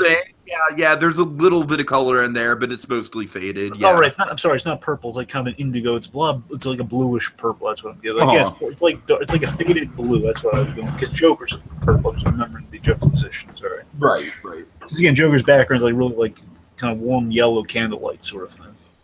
Okay, anyway, so let's say unless you want to move on. Yeah. Go ahead. Okay, Two-Face. Handsome, formerly handsome Harvey Dent. Played by Michael B. Jordan in the Ben Affleck movie. or played by Patrick Fabian. Yes. But come on, let's face it. Patrick Fabian has to play the Mad Hatter. I mean, that's the world he was born into. I mean, come on now. We actually have let's just say we actually have an actor cast as the Mad Hatter on Gotham. He looks pretty good, and he's from Walking Dead. Tell me. No, I'm not going to tell you now. You son of a bitch. I don't know his name. That's why I don't. All right, I'll look it up. And I'll tell you what I think of him after the show. All right. Okay, that's what I think. You do that. But also, I want to point out that Paul Dini wrote the origin of the Mad Hatter on this show, which is fantastic. I'm not saying the only is the Mad Hatter. You always kind of take liberties with how he becomes obsessed with Alice in Wonderland. I really love the version they did in the animated series. Just want to highlight because I was looking through the title of the episode. It's like, oh wait, he was behind the Mad Hatter episode. I did not know that. It's really, really good. Sure. Okay, Anyway. so I've got the Two-Face stuff pulled up, so let's get into it. So Two-Face, they both obviously share kind of the ugly appearance at the time, which I love. By the way, that I caught on to that before we saw the mirror thing. Because of course, I forgot that half. Oh man, it was literally half of his face. Yeah, of course, he would be there'd be a Two-Face thing on the horizon when that finally happened in the mirror shot we had right before this. If you can go back one page. Yeah, hold on 1 sec. Yeah, right there. Because again, when I see the damage, because I knew like the zygomatic bone on like one side was like really damaged, but I didn't know how it was going to look artistically. And then when I saw it in the books, like, oh wait, I think we're going to have a Two-Face thing in the horizon. And then we saw this shot, like, yes, that's absolutely what we're saying, which is going to lead to the Two-Face. And of course, like right now, Two-Face and the are kind of like. It's like they both share these ugly. He represents kind of the ugly appearances and actions at the same time. It's not just how Dini looks on the outside and the inside. It's kind of representing this ugliness too, where he was, trying to hurt the girl who. He's trying to hurt the girl in a very sad, pointless way. It was such a wasted way. Like Two-Face, and they call me Two-Face. You were literally trying to make that girl feel bad after just being direct with you. Right. Yeah. Definitely. Like, and he said, she was stringing me along. Well, yeah, but then you literally just went out of your way to make her feel bad. How good are you? I also love that, with both sides are also, and this is Harvey, big bad Harv on the left there is just always just saying, like, he's focused on the tangible, like, okay, well, I'm ugly on the outside. I'm just always in a bad mood because of my appearance. Harvey Dent here's a little more cerebral. He's just thinking he's judging Dini on his actions here. And I just love that he literally is judging Dini. Right. Again, not through a coin flip, but just actually, wait a minute. We do have kind of a coin flip. It's not being like heads or tails. You know what I mean? Mm-hmm. Yeah. Point is just kind of judging Dini on of all characters, the Judge Dini. Of course, Two-Face with Judge Dini. You're like, oh yeah, your appearance is all screwed up and you're treating people horribly. What am I to think of that? Yeah, I don't really have a ton to say. I just, I do kind of respect in retrospect. I respect how they didn't just kind of just go all out and be like, hey, get it? Two-Face because half of his face is fucked up? Like, I like that Two-Face isn't that major of a player. He's more of just kind of like a cameo more than anything else. But like you said, Dragon, I think that was a classy way to play with it because we do very much get the effect that Two-Face has on the narrative, very much so. But it doesn't need to be hammered out because I really do feel like all the shots we do get of the aftermath of the injury kind of speak for itself when it comes to the Two-Face parallel. Oh yeah. Really, is this like the only bit of Two-Face we get in the story? Right No, here? we have him at the tail end too. Okay, fair enough. We have him at the tail. Yeah, we have him tail end. This pretty much. He has two scenes, and he gets to say like, you only have like two little scars left. You get no sympathy for me. I wouldn't have it. You would be fun to write if it were the other way, Harvey. Kind of almost like Batgirl. Like, yeah, I've been through worse. Absolutely. Okay. So let's go to Poison Ivy. Poison Ivy. All right. She is, again, I think she is a very kind of direct character where the whole point of her is kind of representing Beanie's kind of pitfalls with romantic interest, romantic entanglement and whatnot. Certainly. Again, she does kind of symbolize kind of the unattainable redhead in his life. Definitely.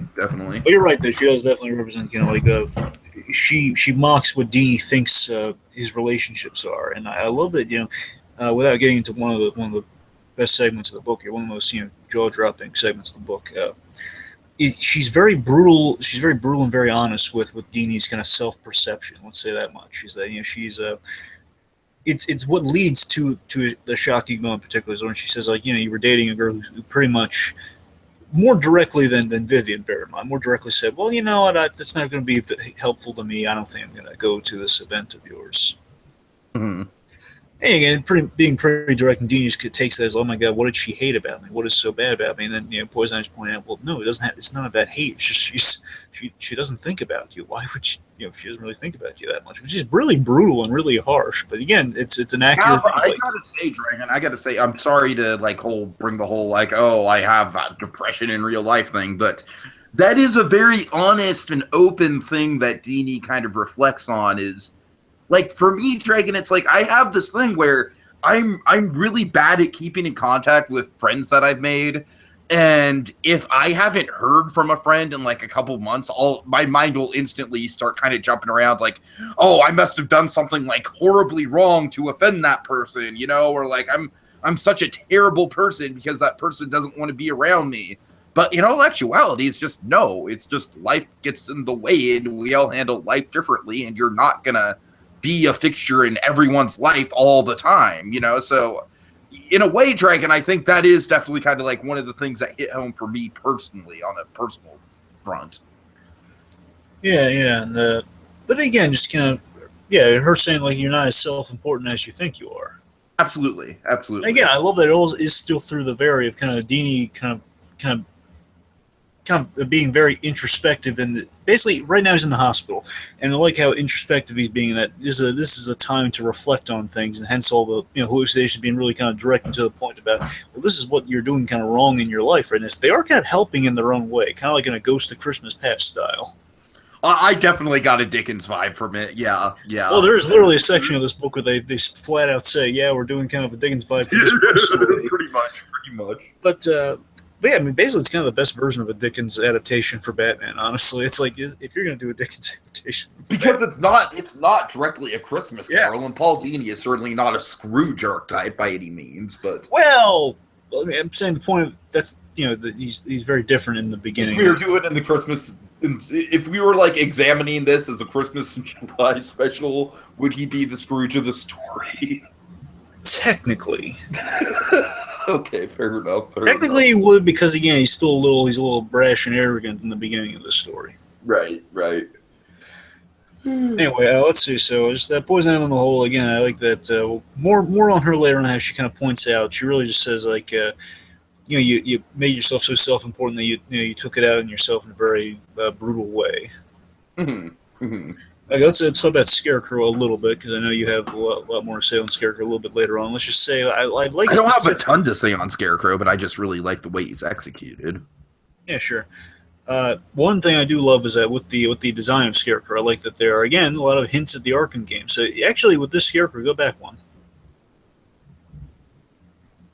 There we go. I love that. Actually, they're mixing two things of Scarecrow. I love it's the Nolan Scarecrow in the face, and it's the Arkham Scarecrow with the needle glove. Mm-hmm. But again, I like it's a very interesting mixture of the two there. Really nice little visual design there. What I like about Scarecrow more so is like towards the tail end of the book, where he's playing on the very pragmatic fear. Again, who else better to do that than aside from Scarecrow representing kind of fear of needles and stuff. I love that he represents kind of the fear of the future, because again, when the muggers they mugged him, they took his wallet, which means they have his information and stuff, which is a terrifying notion. Right. They have your they have your home address. So again, there's that fear that the muggers will return, or the fact what if this happens again if you step outside. Again, the fear that kind of Dini's living with throughout the story is addressed by the Scarecrow. Yeah, which is definitely a very realistic fear to have, for sure. Of course, it's kind of solved by kind of a very simple kind of you have to learn to accept fear and accept risk. But again, it's really well communicated. Okay. Let's move on to Penguin. Penguin. All right, I'm gonna have to flip through a little bit. Sure. So Penguin, again, I found a lot more. I found a little more interesting stuff with Penguin, just kind of re-examining his character this time. Yeah, you're gonna have to enlighten me on this a little bit, because honestly, at first glance, I didn't really know what to make of him. The one thing that I did kind of take away from it is like, man, that is a really interesting and unique design for the Penguin. Yeah, that's a Rizzo special right there. Right. But with the Penguin here, I kind of noticed some. Again, the purpose of the Penguin is that he's a Penguin in the comics. The Iceberg Lounge is kind of is a bar, so it's kind of like a bar hangout for the socialites. It's kind of not only a restaurant, but mainly kind of bar. Mm-hmm. Hence all the alcohol. But I think the point of the Penguin here, is I kind of re-examined this time around, is that it really is a kindred spirit in appearance. He's the closest thing Paul Dini can actually be to Bruce Wayne at this point in his life, which I thought was interesting. So he's a kindred spirit. Oh, that's a really interesting point.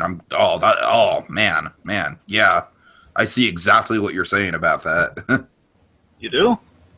Yeah, I do, because it's like, yeah, he wants to be Bruce Wayne, but at the end of the day, just based on just the physical limitations alone, Penguin is pretty much his only option. Yeah, I mean, they're it's just being kindred spirit in appearance. And here's the thing. Here's the sad thing: is that Penguin's even still a little more above Paul Dini because he has more confidence. That's very true. Right, right. He says he's more comfortable in his own skin for sure. Yeah, because he says like in like the next page or something, he says, "Well, look at the women over there. I mean, they appreciate kind of a rough and tumble looking guy." Which it doesn't get much more rough and tumble than this. I mean, look at his feet, for God's sakes. It's like absolutely. Yeah, and again, I like that Penguin represents. He's all about immediate happiness and numbing the pain of life. That's what Penguin represents here with the alcoholism. His Paul Dini did slip into a bit of alcoholism throughout. Oh, absolutely. Again, you saw in the very beginning, he's numbing the pain with alcohol, which again, you think would just be a normal thing to numb some pain, but later on, it kind of becomes a habit. Mm-hmm. It's very dangerous. So I like the idea that that he does represent kind of immediate happiness, which Paul Dini in the very beginning with these very materialistic, like he surrounds himself with immediate happiness with the action figures and everything. So again, no wonder he would have kind of he has a lot. Amazingly on the reread, he has a lot of parallels with the Penguin. And again, Penguin closest thing he'd probably be to a Bruce Wayne in this universe. That, the idea I think is that if you venture out if you venture out to the real world, I think the idea also might be, and I could be reading into this, bear in mind, is that if Dini going to the Iceberg Lounge, going to Penguin, or basically you go out to a bar directly. It's like if you venture out into the real world, make reality distorted, through alcohol. And basically, it's like because again, Dini's an imaginative guy. Basically, distort your reality if you go out. If you do, dare venture out of your home again. Like if you get past kind of the scarecrow fear. They saw him, and you go out in the real world again. Just go to a place that feels somewhat safe, and just then distort your reality to get to that childlike state you were at the beginning of the book. Which, I mean, I'm not an alcoholic by any stretch of the imagination, but that definitely does hit home for me because I suffer from pretty serious social anxiety. So whenever I'm around people, especially in like social situations, like parties and everything, like I don't go out of my way to find myself in parties. But the few times I've actually like been at parties, yeah, I'm not gonna lie, Dragon. Alcohol is definitely a crutch where it's like if I'm not under the influence, I'm just going to be the weird person in the corner, just not talking to anyone. You know what I mean? So I could definitely relate to that whole kind of using it, like, especially what you just said about kind of putting on like a, almost kind of like seeing the world through a different lens with the help of alcohol. So. Yeah, and what's just kind of dawning on me now is with Dini, the fact that it's mentioned that he's a kind of a regular at this point. He's been going to the bar a few consistent nights a week. Mm-hmm, mm-hmm. Is that I'm getting a sense that Dini is just at this point he's feeling so low. The only thing he can come close to feeling good is like just numbing the pain he already has, just trying to forget just what he's going through. Oh yeah, definitely. And again, it's still not helping. It's just kind of numbing it for a pointless reason. He's just going to still feel bad in the morning, but now he's going to have a hangover, as we see in the bottom part here. Gets pneumonia. Folks, I love they address this because no one ever addresses this. You can get pneumonia if you're an alcoholic in the winter. Yeah, right. I'm just saying, you could. It makes all the sense in the world. I never thought of this, Teak, until I read this book. Wait a minute, yeah, if you did walk from your apartment to a bar on a regular basis in the winter, drinking a lot of liquid, preferably cold, there could be a danger in that. I know I feel so silly for never putting that together, but I never thought of alcoholism kind of on a regular, like from point A to point B basis like that, I guess. Anyway, okay, let's see. So let's quickly mention background. Not a lot. There's a little bit of one moment. Oh God, now I have to flip through the fucking. No, you know what? I'll find it in the physical copy I have. But with background, I just want to mention, I like that she kind of she foreshadows Dini's on the reread. I kind of noticed that. Oh, really? Aside from just being a nice little cameo, and again, maybe another like little hint of like the red hair girl he can't attain. But really, what I think it's actually going for is that she's a foreshadow of, you're going to recover from this trauma. Look what I did. I mean, again, I would shot through the spine. I'd recovered eventually. Yeah, exactly. It's just kind of like it's a more gentle version of Batman within the course of the story, I think. Yeah. Right there. Yeah. See, I've been through worse. Hope you get better. Okay. Yeah. Okay, let's see. So let's go to Mr. Freeze. He doesn't have a lot, but so we're getting. I honestly don't even remember Mr. Freeze in this whole book, so you're gonna have to enlighten me. He's at the tail end. That's what I figured. That's what I figured. And I think Mr. Freeze mainly he's at that little group because again, Mr. Freeze is one of Dini's most acclaimed most acclaimed takes, I should say, not creation, but he's. In a way, yeah, I really want to say he is kind of the creator. No, in a way, definitely. So, Dini is kind of the creator of the best of Mr. Freeze. He didn't create Mr. Zero, but again, he kind of created the animated Mr. Freeze. He created the definitive version of Mr. Freeze for sure. Yeah. And again, it's kind of. I love that Mr. Freeze in some ways kind of giving Dini notes on his story. It's like and kind of questioning his emotional state through the book. I mean, not a lot with Mr. Freeze. It's like he kind of raises the question: is Mr. Freeze critiquing one of his greatest writers? Mm-hmm. That's a little minor thing. Unfortunately, I don't really have a lot. Do you get anything? I guess since you didn't really get a lot. No, because I didn't even remember that he was in it. So basically, Mr. Freeze is another little cameo like Batgirl, but it's kind of it's just like a nice little novelty of oh look, there's Mr. Freeze. Okay. But again, he has I don't want to undersell him. I think he does have a nice little thing. Mr. Freeze doesn't really comprehend human emotions. He's kind of questioning why we should care, but more so that it lies with our next character, Riddler.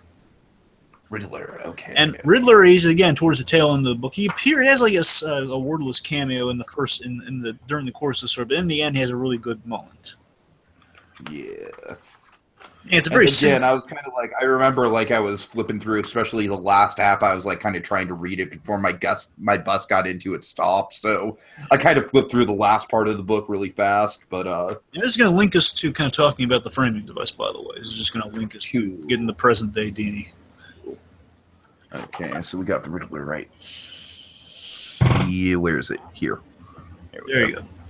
And with the Riddler here, I like that he questions. He has a very kind of fourth wall-y question. I think if you're going to have the Riddler, making him kind of ask the questions that really kind of translate fourth wall, or is a good move to make, by the way, is that he questions why the audience should care. And again, it's a question that really cuts to Dini personally. Why would you want to tell this story? Who's going to care about a crime? People have been through worse crimes than you, pal. Yeah, right. Very true, very true. It's such a great meta link up with kind of the narrative. Again, it's like a great little device. Now we're actually, he's posing this not to the past Dini, not to us, the audience. He's posing this to kind of Dini telling us the tale. And again, it's like a question you imagine Dini would be asking himself, thinking about telling the story to us. And again, it's like in kind of Dini's response, it's kind of therapy for Dini to tell this story over and over again. Mm-hmm. Now and even telling the story now and again, which he said also is it's kind of at times he'll feel really down thinking about what happened. At other times he'll feel really they'll feel more comfortable telling about it. The only way of doing it is get into a rhythm of doing it. Yeah, you're right. That is a really good kind of transition into the framing device that we have. Yeah, so again, that's all. This Riddler raises a really good question, which I think gets us to kind of the framing device of the storyboard and the whole ordeal. Sure. So, storyboards. I would wager to say this might be the most debated aspect of this book, Dragon, is the storyboard element. Well, the only gripe people really have is why is he videotaping? And I just like to think that's the correlation. No. I'm not even talking about that. I'm just kind of talking about people debate the meaning of it and how they interpret it. I'm not even talking about the minor criticism of the videotape. Yeah, it's a correlation between animation and storyboard. And plus, look at Pixar. Though, in the bonus features, they always videotape the storyboard sessions. It's fine. Well, and like you said, we get that awesome little contrast where in the viewfinder we have Batman where Paul Dini is standing. So absolutely.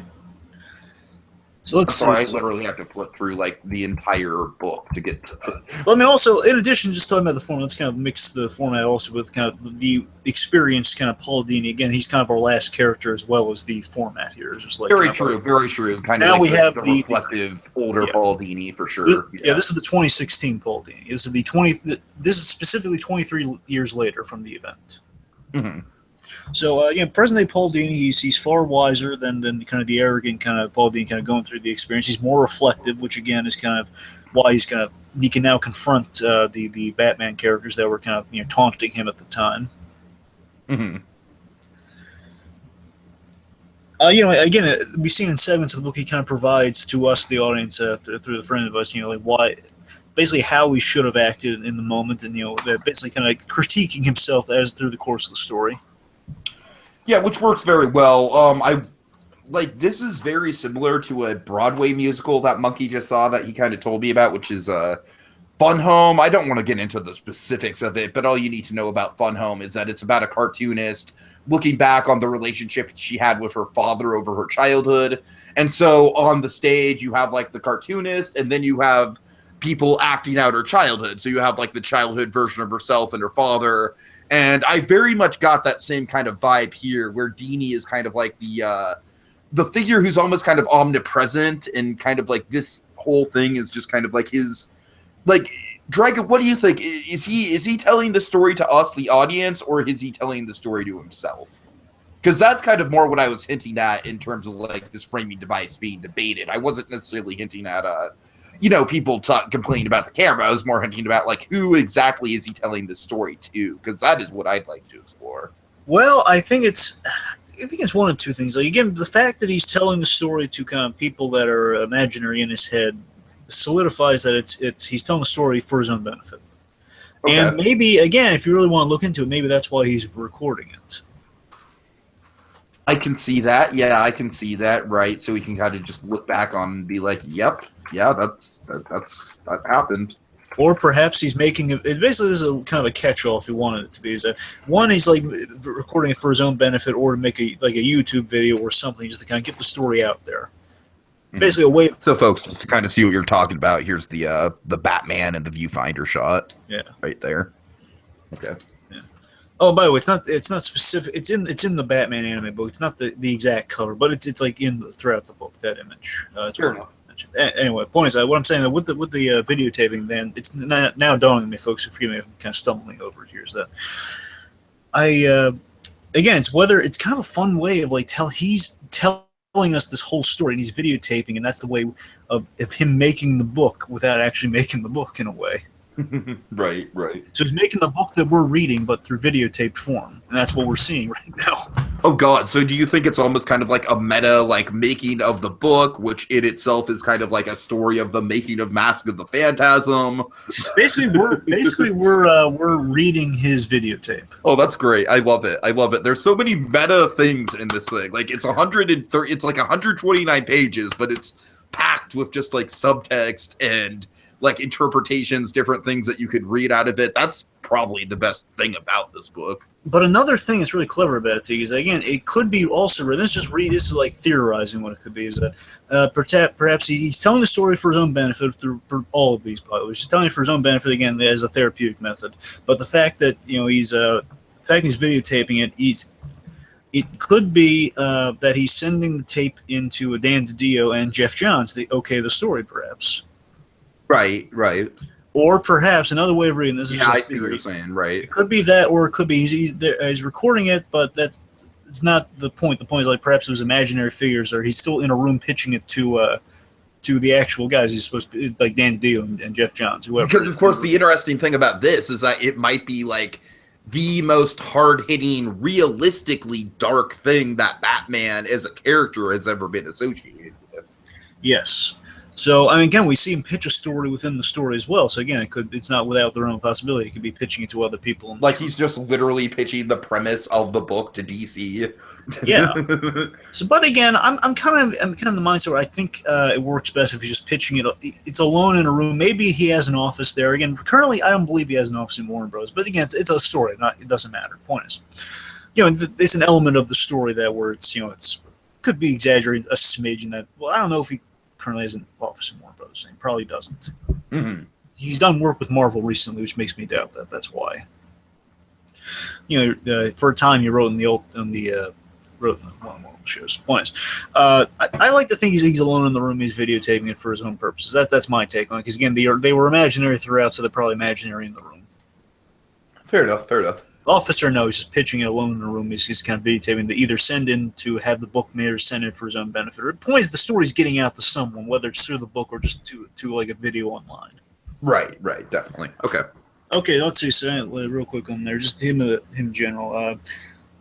Again, I love how it kind of shows Joker's who's boss through kind of storyboarding, which we'll get to in favorite moments. But I love that also kind of links up that in the end there's a really triumphant moment where he mentions he's no longer single. He he's no longer dating women with no future to it. He's now married again to Miss Dealer. He's married to, he's married, he's successful, and he's happy. He's done some video games, a little dressman of the Arkham franchise. Right. It's kind of a nice little capper to the whole thing. Like, hey, Dini's done well for himself. But again, he still has to face his demons, which he does in the room. He faces kind of the demons just to show that he can do it. And he even faces the king of demons, the Joker, in a very awesome way.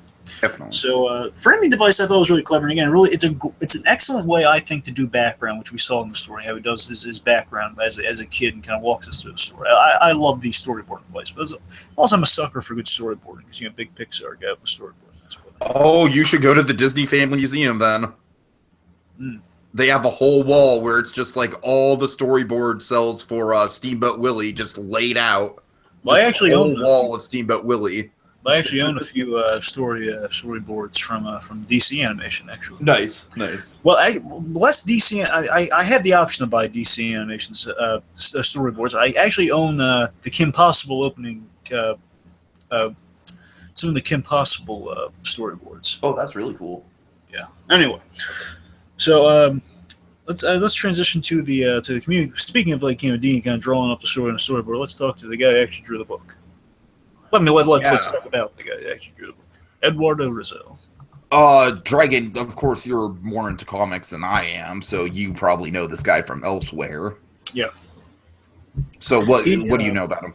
The main thing I know him from, the most kind of recent, I'm not a huge Eduardo Rizzo guy because I read one story from before. I thought it was good, but his art style was, I thought it could be, I think this is his best work. Let me think. I love his artwork, and I think this is his best work. Before he did the Flashpoint story, the 3-issue Flashpoint story about, Thomas Wayne and Thomas Wayne as Batman. That whole, it's like a little 3-issue mini story, and that's all drawn by, remember the Flashpoint paradox thing? Yeah. The alternate universe, and that's basically the Thomas Wayne Batman. That's a little story about 3 issues of that Batman, and he drew it. And it was good. I'm just saying it was a little takes some getting used to. And here, though, I think because he really kind of not only did he just do his own style, I like more so that he took chances. He went outside of his artwork. He was really realistic in places, and that's what I really loved about his artwork in this book. Yeah, like I said, I probably my favorite element of the art in this book is kind of how he combines different styles. I feel like I keep repeating myself, but like right here, for example, we have the future Paul Dini. Well, I shouldn't say future, whatever. The narrator Paul Dini is kind of drawn in a more realistic style, whereas I feel like contrasted to the scenes with the muggers, where definitely or I'm sorry, this is the police, but regardless, it's a much more stylized, much more in shadow, where we have current day Dini just kind of reflecting on it, and he's probably more realistic because he's probably got a clearer frame, a clearer mind space. That's what I'm thinking. Yeah. But what it also could be, it's kind of dawning on me now, sorry, is that what if that's because it's through the videotape? Yeah, videotape is factually captured, and that's why he looks so accurate. I really like that. I really like that. And the past is all him telling you the story, and also him drawing the story. Bear in mind, it's also he's drawing all this too. Sure. So yeah, maybe I'm trying to. Okay, so here, this is Dragon. This is an example right here where it's look how many different styles of art we have on this one page. We have the storyboard style, we have the realistic style, and then we have kind of like I was saying, the stylized, Paul and Vivian right here are in silhouette. You know what I mean? So again, it's him reflecting. It's you don't know. I like that it's a little ambiguous. They don't know how much he is drawing this on storyboard versus how much of this is him just recounting his mind. That's very true. I think that is kind of a question I was asking myself when I was reading through it. I'm not saying unreliable narrator. I'm just saying kind of stylized. I'm gonna say an unreliable narrator a little bit. I'm a little bit, but we all know I'm a true Batman.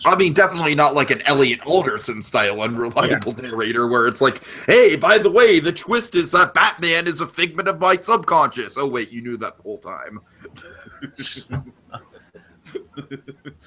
And Christian Slater imagines Kevin Conroy. And just follows him around all day and yells at him. But, just kind of going back, like I said, I love how the characters, Now, this, Dragon, this is very much like the Joker is Purple Man right here. If you're going to make the Purple Man comparison, it's this. Paul! Paul! Get back here, Paul! Get back here, Dini! Dini! Okay, now let's not be too soon. But yeah, the color schemes are really great. You know, Joker's in purple, Crane's kind of in, the Scarecrow is like in kind of a brown orange mix. Right. And then, like we said, Bruce Wayne is kind of like, I almost say one of It's indigo blue. It's like it's a bluish sort of thing. It's a blue tint. And then the background is kind of sepia toned. Yeah, and let me mention that to you. I want to mention I think this book is tonally breathtaking. Without a doubt. Not just in the shadows, but I also mean just kind of the use of color, like we're talking about now. I just want to mention like tonally, and I don't know how much Rizzo's involved, because there are inkers and everything else. There is many people wear many hats in, so I'm not sure if he did all the coloring himself. Really quick, I think this image of Vivian very much called to mind Jessica Rabbit. Yeah. In kind of the star. And again, this is also kind of Dini's perception of what he thinks kind of glitz and glamour of things are with her. Of course. Again, I like there's a lot of thought applied to this art too. And again, I'm going to mention a few of these. I'm just kind of like casually leaning over the comic frame in this. I like that. Almost kind of like in a Charlie Brown Wall sort of way. Yeah, and I like coming up through this is like that's when he kind of interjects saying, "Well, this is what I should have done. This is what I actually did." Yeah, right. And again, I like that throughout the artwork you have these excellent moments of these little Easter eggs. Like there's tons of iconic Batmobiles all the way through. There's absolutely, yeah. One of my favorite elements, which I'll mention in favorite moments, is I love all the actual Batman merchandise that they captured in this. Yeah. These maquettes and stuff. And I remember Paul Dini mentioning he has cells on his walls, and they show that. And the architecture in the whole place is very accurate too. Mm-hmm. I like it all about. Oh, this is another example of kind of like the constantly changing art style in the book. Is like we get like a fucking Roadrunner type little thing right here, right just now, in the middle of him telling the story. It's great, Dragon. It's like all these art styles just blend together so seamlessly. And it does, like I've heard a couple people say that it kind of feels like different artists took it on, and it's like not necessarily to me, because I think that stylistically it's just similar enough to where it all blends together, and yet the different styles of art that are present throughout the thing kind of just pop in the eye, but you can kind of tell it's all crafted with a very meticulous purpose. Though. It stops. What? Go back. Stop right there. I want the image. I want to talk about the image. Just this whole little like kind of the Roadrunner style cartoon here at Paul Dini. I love that this actually does somewhat foreshadow the mugging. Oh, no doubt. Oh, absolutely. I'm just saying, again, the danger of things in shadow. Again, kind of Dini's. You see kind of the arm kind of sticking out there, and again having himself to blame. It's a mixture of kind of it's a vague foreshadow of the mugging, but at the same time, I love that it's also very reflective of his love life too. Like I only have myself to blame. Yeah. And for the mugging too. Again, it's all over this girl. By the way, again, I love it. Again, there's like a lot of levity right before the mugging happens. By the way, definitely. Literally a Looney Tunes cartoon, then brutal. It's like watching a Looney Tunes short before going to see Requiem for a Dream. Yeah, something like that. And again, I also mentioned like the therapist looks like Hugo Strange. There's a really obscure reference. I'm convinced, by the way, that the therapist that Dini sees, not the Hugo Strange one, which is a fun little nod, but the other one, the main one, the lady with the glasses. Really quick, I really like this the Batman pencil. Yes, and again, Tiki, this is all real merchandise. I've seen it. Unfortunately, I don't own as much as I would like to, but because it's really hard to come by, because again, sold out like crazy. But even like the pencil toppers and everything. Again, these he's mentioned this like from overseas, I believe. But let me see. What was I? Right, I like that with his therapist. There's a character in the Batman animated universe. I'm not sure how intentional, because he wrote Mad Love. I would assume he would know this detail, and he probably specified she looked like this. Is that the doctor that hires Harleen Quinzel is very much looks like his therapist. Ah. And I love that his therapist also kind of welcomes Harley Quinn's kind of full-blown introduction at the end there. They're like, well, you were sounding like a sad sack for a while there. I'm glad you're back to normal. So, man, Also, I really love how what Dini kind of said in the Kevin Smith interview about why Harley isn't in the book is that Harley is the embodiment of happiness in his life. So it's very fitting that she shows up at the very end of the book. yeah, like she shows up in 2 points in the book, not counting Arlen Sword. She shows out. She shows up in at the end of the therapy session where kind of Dini says, kind of has things together, and like a little glimpse at Harlan. And of course, she's saved wonderfully for the end of the book. Mm-hmm. But I'm just kind of trying to flip through. Like, I think especially at the beginning, we get a lot of interesting kind of contrasts in the art style, with the cartoons, a flashback to childhood, like we're kind of going over at the beginning of this, the Invisible Boy thing. Yeah, we got various versions of Batman, like the Cesar Romero Joker we just saw. Of course. I love that there was a really Tiki. There was a really brilliant setup for all the changes in looks. So really for the kind of the trippy kind of how we have different versions of each character. Is that Dini mentioned that when we saw that kind of that version of the Bat boat with Joker, Riddler, and Penguin. Mm-hmm. Basically when he first saw Batman, he says it all kind of blended together, which is a perfect kind of carry off. Like that's why the characters don't exactly look the same from frame to frame. Yeah, I can see that. I think it's like had the Jack Nicholson Joker along with kind of 60s Gorshin Riddler and Burgess Meredith, but with green faces. So it kind of makes sense. He had a black and white TV, isn't all the colors and everything. Right. Let's see. But again, I like the attention to detail. I love how accurate to the animated series it feels in places. Like later on when Dini's, absolutely. That's the show I'm talking about right there. Like all this stuff I mentioned a moment ago. Mm-hmm. But I love later on, like when Dini's kind of getting back into his writing grooves to remind himself, like how he wrote the Joker. Like he's watching the VHS tape, which is very accurate, by the way. The Man Who Killed Batman episode where Joker's giving the eulogy, and I love the animations like pulled directly from there and like recreated to a T. Right. The day the clown cried. No, by the way, I love in that scene. By the way, it parallels exactly what Dini's like. His mindset would be at that time. That speech is so perfectly placed, by the way. Yeah. That's Mark Hamill's favorite Joker speech, by the way, the whole the Batman eulogy. Let's see. Anything else? Again, I like all the little. I mentioned I like all the little nods. There are tons of them that we spend all day going through them. But of course. Again, tonally, I think it's breathtaking. One of my favorite scenes. We'll get to. I might as well get to it now. Get to the bubble bath thing again, Tiki. Well, okay, it's going to take me a little while. I know. Take your time. Okay. Yeah, let's see. I'm going to build it up. I love. We saw earlier on where we had Dini. You don't have to show this one. You just get to the actual ball back one you showed earlier.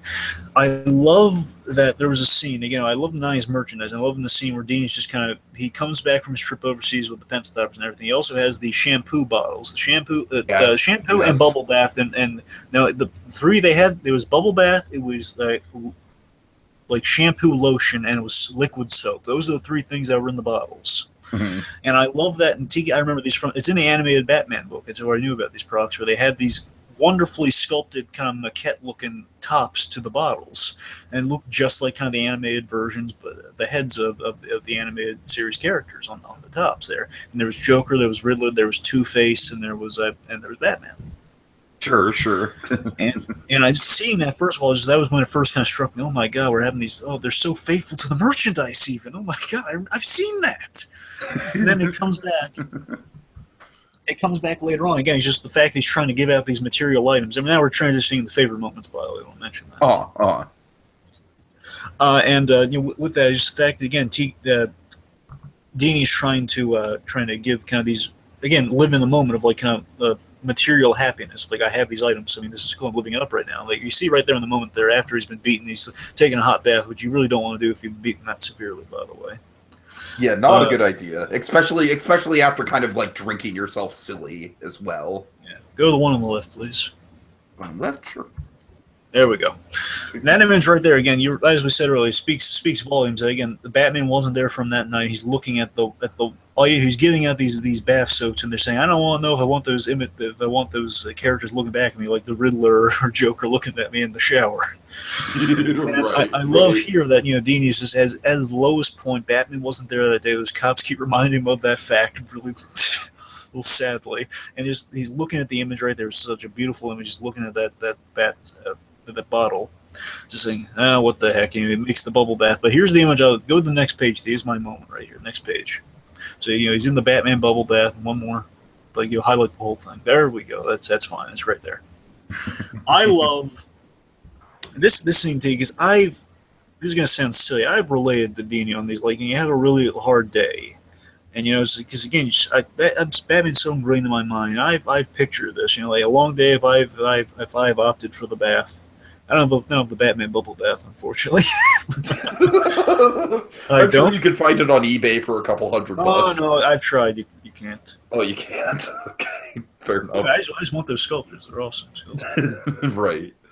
But seriously, I've had those long days where you just kind of, if you have the option for the bath, you soothe in there the hot water. And I picture a Lazarus pit. I do. I know it sounds silly, but it's such a cool idea. It's kind of this bath thing that will revive you and heal you from the day's thing. I love he calls him on there. I know it's not a Lazarus pit, but But again, also what so struck me in that image when we just saw it for the first time, though, I love that was one of those beautiful shots in the book to me, right there. I love how blue the Batcave looks. All sorts of Easter eggs. There's the tumbler on the left, and there's the New Adventures of Batman Batmobile there, and you have later on you're going to see all the other versions of Batman. I just love it. There's a little bit of Alfred in the story. It's Batman Alfred coming there, and Batman just telling you, all the things you could have done, the realistic things you could have done. I mean, aside from judo, and this Dini calling him saying, well, look, first of all, you're Batman, and you have unrealistic expectations of being the most well-trained physical guy ever. Second of all, you're a cartoon. You don't exist. You can't get hurt.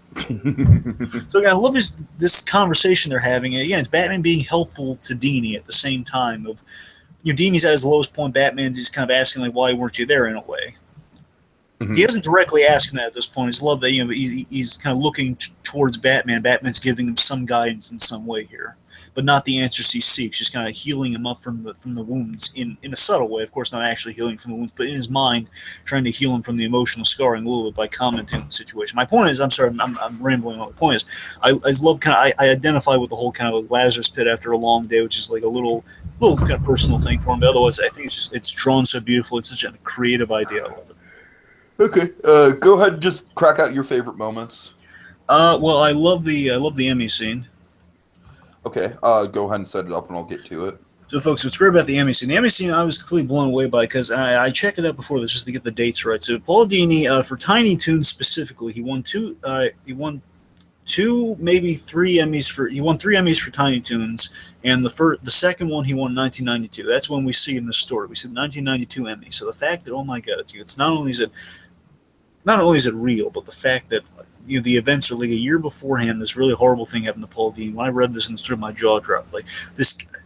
Part of me thought, no, this can't be real. It's too surreal. But it's almost like, yeah, exactly. It's like a stranger than fiction kind of thing. It's like you can't write this kind of stuff. You know what I mean? Yeah, but my God, no. I mean, it plays so real though, and I mean, I haven't really heard anyone saying, "Oh no, it's not real" or anything. I mean, he hasn't confirmed it, but he definitely hasn't denied it. So I would assume it's like everything else in the book. It actually happened. And just the fact that someone would take this achievement, and first of all, he was rejected by the girl who just kind of bailed out, saying, "Well, it wouldn't really afford my acting career." Really kind of another vapid girl. Right, yeah, exactly, which is definitely kind of like one of those... Dragon, I definitely took that like we were talking about earlier, where the girl just is kind of ambivalent to the whole situation, but in Dini's own mind, he's kind of like, well, what did I do? What is so wrong with me? You know what I mean? Yeah, and the fact that Dini throughout the week, it shows it really crushingness of the blow he's saying throughout the week. Oh yeah, really hot date lined up. I have it all lined up. Just tell me when you want me to pull it up. Show it then. Show it? Okay. I'll take him through it. Just okay. Go ahead. But anyway, I thought you. Oh, there we go. Well, go back a little bit though. I thought you were gonna. Okay, you see, this is why I was wanting because yeah, that's kind of like the major crux of the moment right there. But how far back do you want it? Right there, just to him alone in the seat. Go a little bit back. I'm gonna get to the crux. I'm just gonna lead him through. Yeah, right there. Okay. So right here, folks, we see her again. Just Dini alone at the Emmys. Like earlier on, he's been bragging throughout the week. Oh, I'm gonna have this hot date lineup for the Emmys. She does not show up. And it's like Dini and the Tiny Toons writing staff, which includes Tom Ruger, by the way. Yeah, they're all at the top of their game. It's like, hooray! Second Emmy award. We're really doing it. And then he's alone. Don't really has a supportive team there, but still, just like it was like gonna be his moment to shine. He's just kind of back to being that invisible kid in a way. Right. Yeah. Again, Definitely. he's kind of left out in the cold by a girl, and we see him just kind of taking this great achievement of, hey, you want Emmy? You can take us to the next page, please. Again, it's like this really seemingly happy moment, which I wouldn't have assumed. Let's get to the middle right there. So 1 second. I love that. It's such an achievement, Again, you think the Emmy, okay, Paul Dini got an Emmy. It's the big surprise. He's got the Heart of Ice Emmy as well, and you think, okay, it's good for him. And then this moment happens, where Poison Ivy just kind of leading through. It says, well, she rarely thought of you at all, and just the crushingness of this blow of Dean just blaming himself. Like, did she hate me? What is wrong? As she says, you lay yourself bare, just kind of criticize and scrutinize every part of yourself. And this moment, I'm sorry, folks, I'm getting caught up in it. It's just so surreal. Just he take this sign of achievement of you have a great role in animation. You bring happiness to a lot of people. You're good at your job. It's like the most positive. It's the most positive thing ever. Like, hey, you got an Emmy. And they finally addressed, by the way, that Emmys are kind of pointy and dangerous, by the way. Subtle thing. Yes. Let's not laugh, though.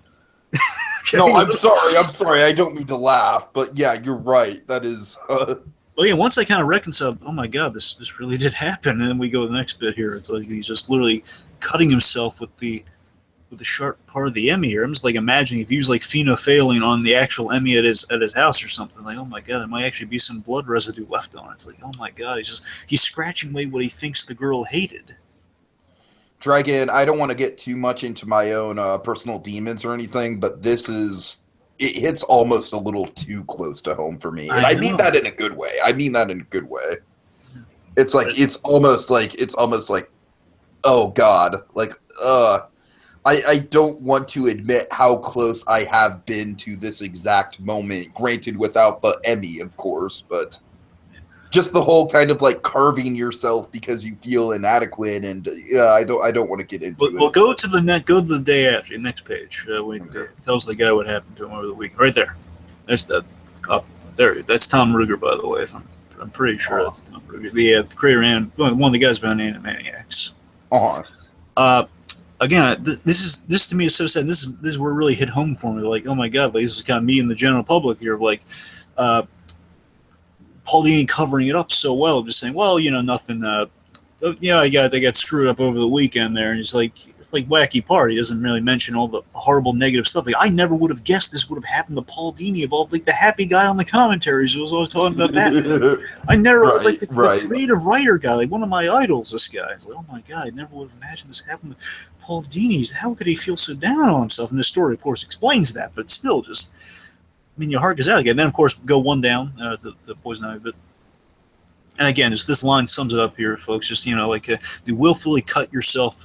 You literally suffered a beatdown by two crooks. Yet a year ago, you willfully cut yourself to ribbons. My God, just again, and then the fact he's mentioned you got to get a tetanus shot and everything. Just again, Dini being in such a low place, he hurts himself just to. Again, for a pointless reason. I think we've all been able to do this kind of stupid stuff, and we didn't realize the spur of the moment afterwards, like, what the heck did I just do? And it's like the realization that you've done something horrible to yourself. Yep, that is, like I said, that's something that hits a little too close to home for me. Anyway, again, so I don't think I'm somewhat on the same page before we transition here, because I don't want to dwell on this too long. This last thing I want to say is, like, I've kind of been irreparable damage does something to me too. Like, I'm not saying I've been in a position of self-inflicted Emmy stuff, but I've again, not funny. I don't mean to laugh. I'm sorry. That's a force of habit I inherited from my mother. I'm not even kidding about that. My mother laughs at the most inappropriate times. No, but I'm going to tell you, it's like something that always bugs me is in the back of my mind. Things why it really hit home for me also is like irreparable damage always going to get under my skin. Like things you can never recover, things that can just they'll never be the same. Like scars, essentially. That's good, scars, but like a little more. I don't know, like a little, somewhat scars, but also damage to objects as well. Like things that you can always like a reminder of something, of mistake that always gets under my skin. I don't want to get too personal on myself either, but mistakes. Let's just move forward. Point is, really effective scene, blew my mind. Okay. Let's see. Can you get to the gun Val scene? Yeah, and that's actually like a little closer, so I'll just go ahead and flip to it. Well, while you're getting there, let me mention also there's a moment which you don't really need to show. Just can you go with the gun things? I love that. There's another mind blowing moment of like, oh my god, I've seen these images before of Bruce Timm.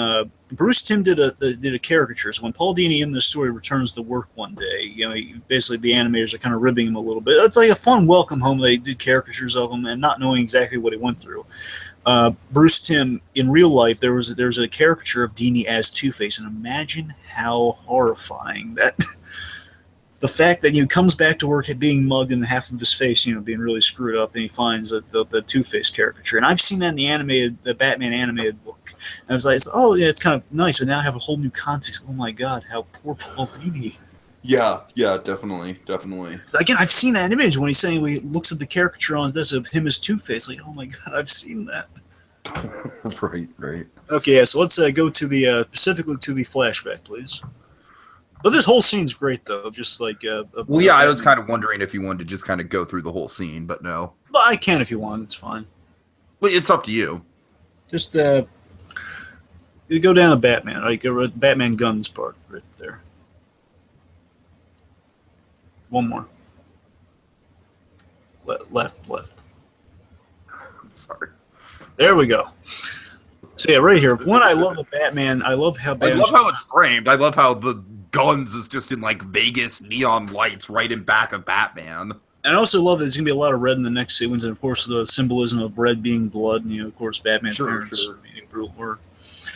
But with this though, I love that Batman. This is a really grim scene for Batman. You can imagine, because again, gun violence and Batman really, again, Zack Snyder should take notes. Really, yeah, I'm about to say that's kind of the thing that's hovering over the scene in a way. Hates guns. This Batman really hates guns.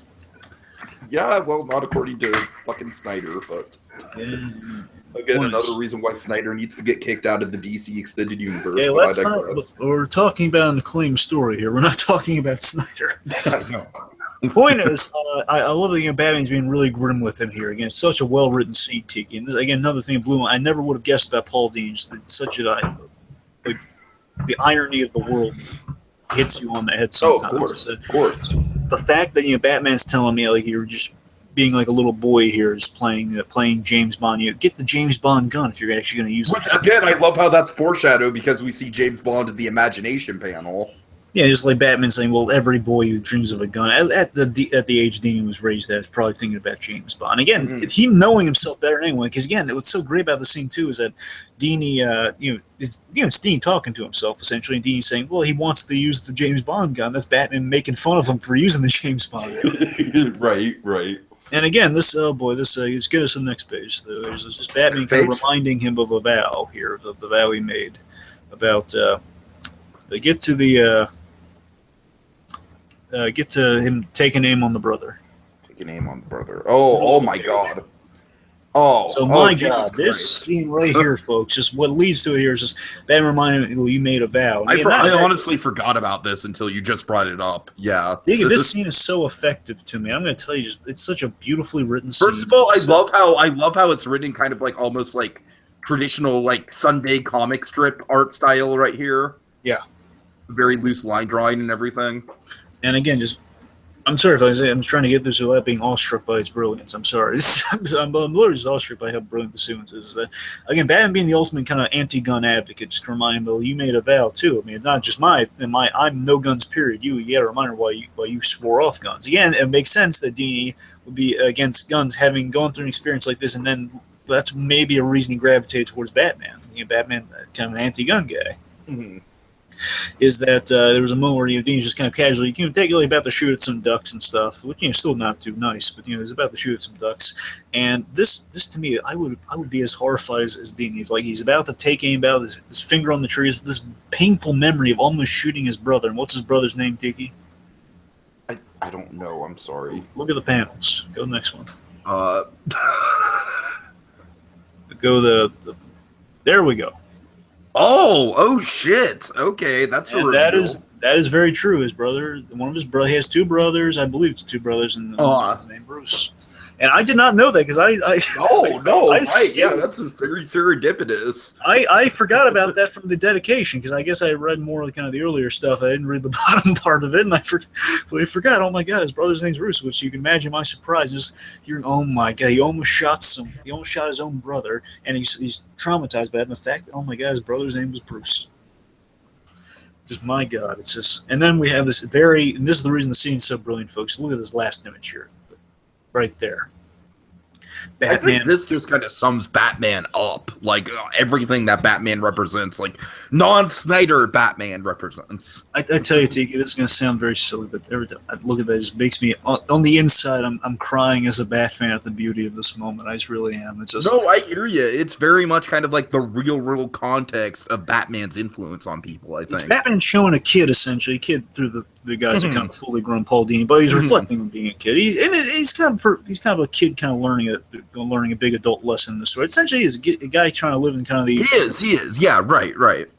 He's still that invisible kid underneath, and basically, this is kind of his coming of age story in many ways. This whole mugging incident and everything following. Which point is, Batman is kind of taking this kid under his wing in a way, just telling him like, remember why you don't use guns. Remember the very good reason you don't use guns. You almost killed someone just being careless with it, and you want to use a gun for protection. You want to risk that, and he says, Dean realizes no, and then it's Batman holding the door up and around the exit sign. That's one of the most beautiful shots in the book to me. Just, oh my God. Yeah, it's really well framed. Yeah, my other moments at the end. So why don't you take us through some stuff? And I'll save mine for tail end. Sure. Okay. So basically, Dragon, I want to highlight basically two sequences within the book that are kind of more long form, but just kind of like key events. Sure.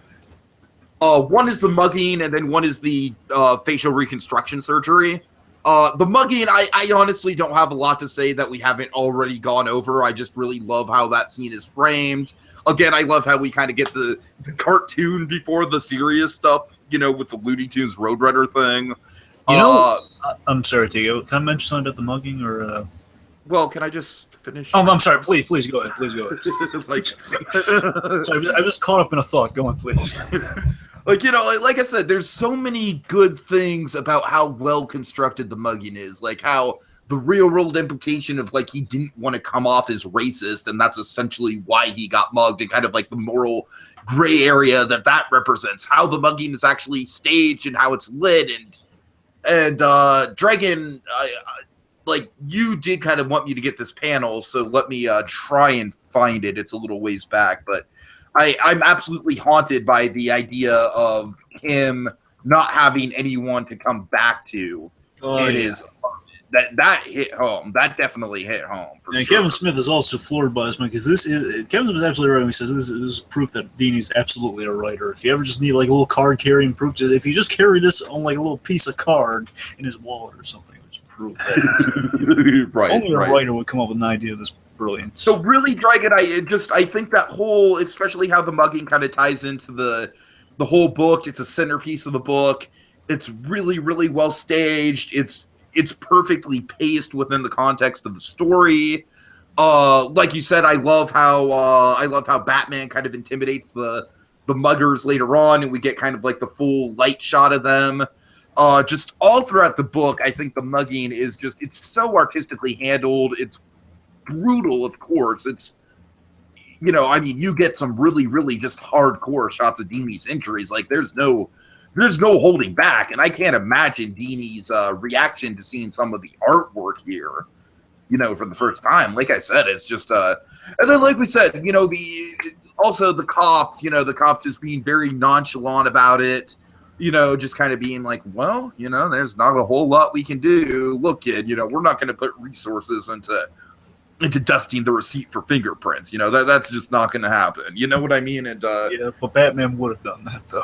Yes, of course. So, really, like I said, I feel like we've already kind of talked about this scene with the muggers, but just everything about it, the lighting, the colors, the shadows, oh my God, it's so well staged. It's incredible. The image you're about to bring up, though, at the end, what's so wonderful about it is that it sums up again, the mugging is kind of the tangible bad thing that happens to him, but really the crux of the story is about kind of the aftermath of the mugging, which is just wonderfully summed up by kind of the realization of when he gets home.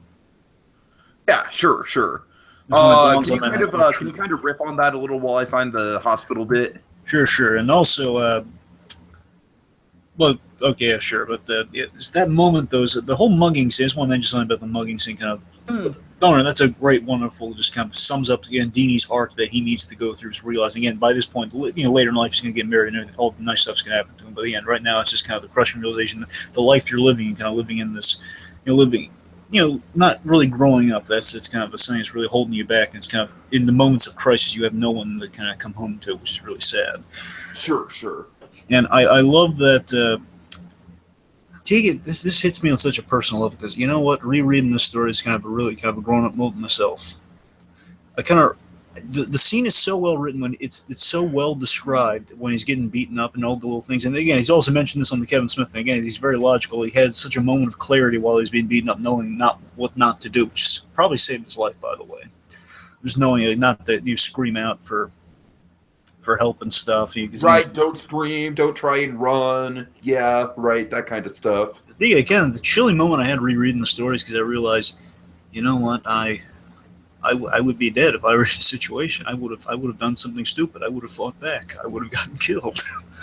Yeah, I hear you. I mean, look, I'm not going to say I'm a fighter or anything. I'm just saying I would have tried, isn't that? They would have had to kill me. Yeah, it's like I'm very much kind of a pacifist in everyday life, but if I'm confronted, I'm a big guy and I kind of have like that whole like gentle giant with who doesn't realize his own strength going on. So if you piss me off, I'll put you through a goddamn wall. If you piss me off, I will put you through a goddamn wall. But only if you piss me off, though. So, yeah.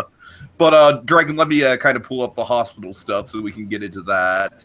What I love about the hospital stuff is that it's Dini at his most vulnerable. It's it's like right before he goes in for the reconstruction surgery. It's right before he goes under for it. It's kind of like it's his reflections on his situation, like right before the anesthesia kicks in.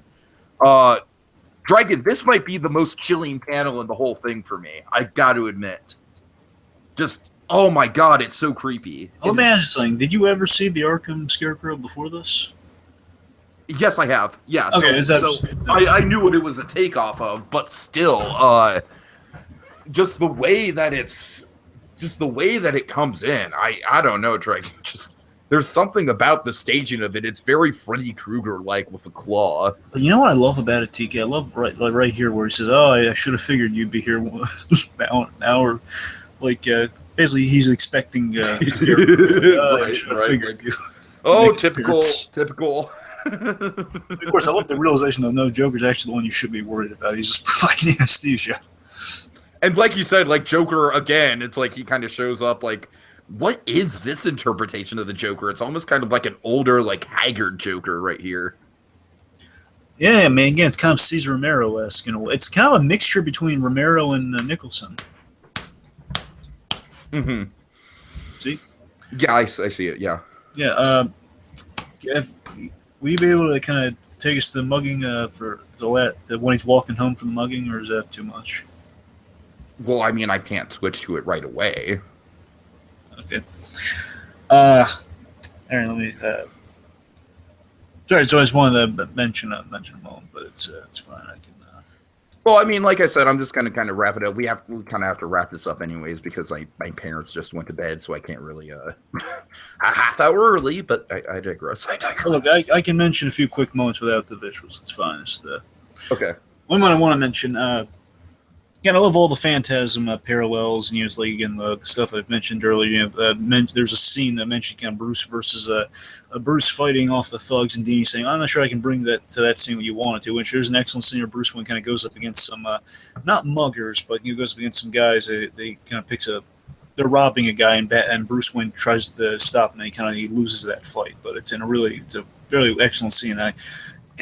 Thinking the idea that maybe if Dini were on the docket for that, boy, he definitely would have issues with that scene. Mm-hmm. Also, That's what I want to mention. I love the moment in the fight, though. Sorry, in the mugging. After the mugging, there's this wonderful moment that calls back to the ending. So again, it goes full circle. Is what I'm getting at. Is that I love this realization that he's after Dini. The way he described the Fat Man on Batman thing did not do this moment any justice in the book because it's just so chilling. Because Dini, the way he portrays, like, okay, logically, he's thinking, okay, what are you going to do? You're going to sit here? No, you're going to stand up. You're going to go home. That's the way it plays in Fat Man on Batman. In the book, though, I can pull that. I can pull that up while you're talking about it. But yeah, in that moment, what happens is he just hears like the caption box is like Dini's just going through his mugging right there, and just we hear stand up. Mm-hmm. And I love that at the very ending of the book there, it's just he now realized that in this after all this time that Batman. It's his realization that Batman was there that night. He was the voice telling him to stand up. That blows. That's great. Yeah, absolutely, and that comes before Batman really makes his big entrances to the story. But it's a great foreshadowing. Yeah, for sure. I also I'm just going to mention this quickly. I like the Sandman pitch. I had no idea. That blew my mind as well. I'm a big Sandman fan, and I was like, oh my fucking god, oh wow. And what's makes really sense. incredible about the Sandman pitch is that I feel like the Sandman pitch was almost kind of like a more metaphorical version of this in a way. Yeah, well, that's the idea. That's wonderfully the idea. Remember, it's that it's that he's therapeutically going through. He's trying to get over what he went through story, and he's putting into a Sandman story. Mm-hmm. Yeah, absolutely. Because you see, as Batman's getting beaten to death, that's Dini getting beaten to death, and then he's going through an arc of kind of like learning how valuable he is, and he's doing that through story. And the fact that Alan Burnett.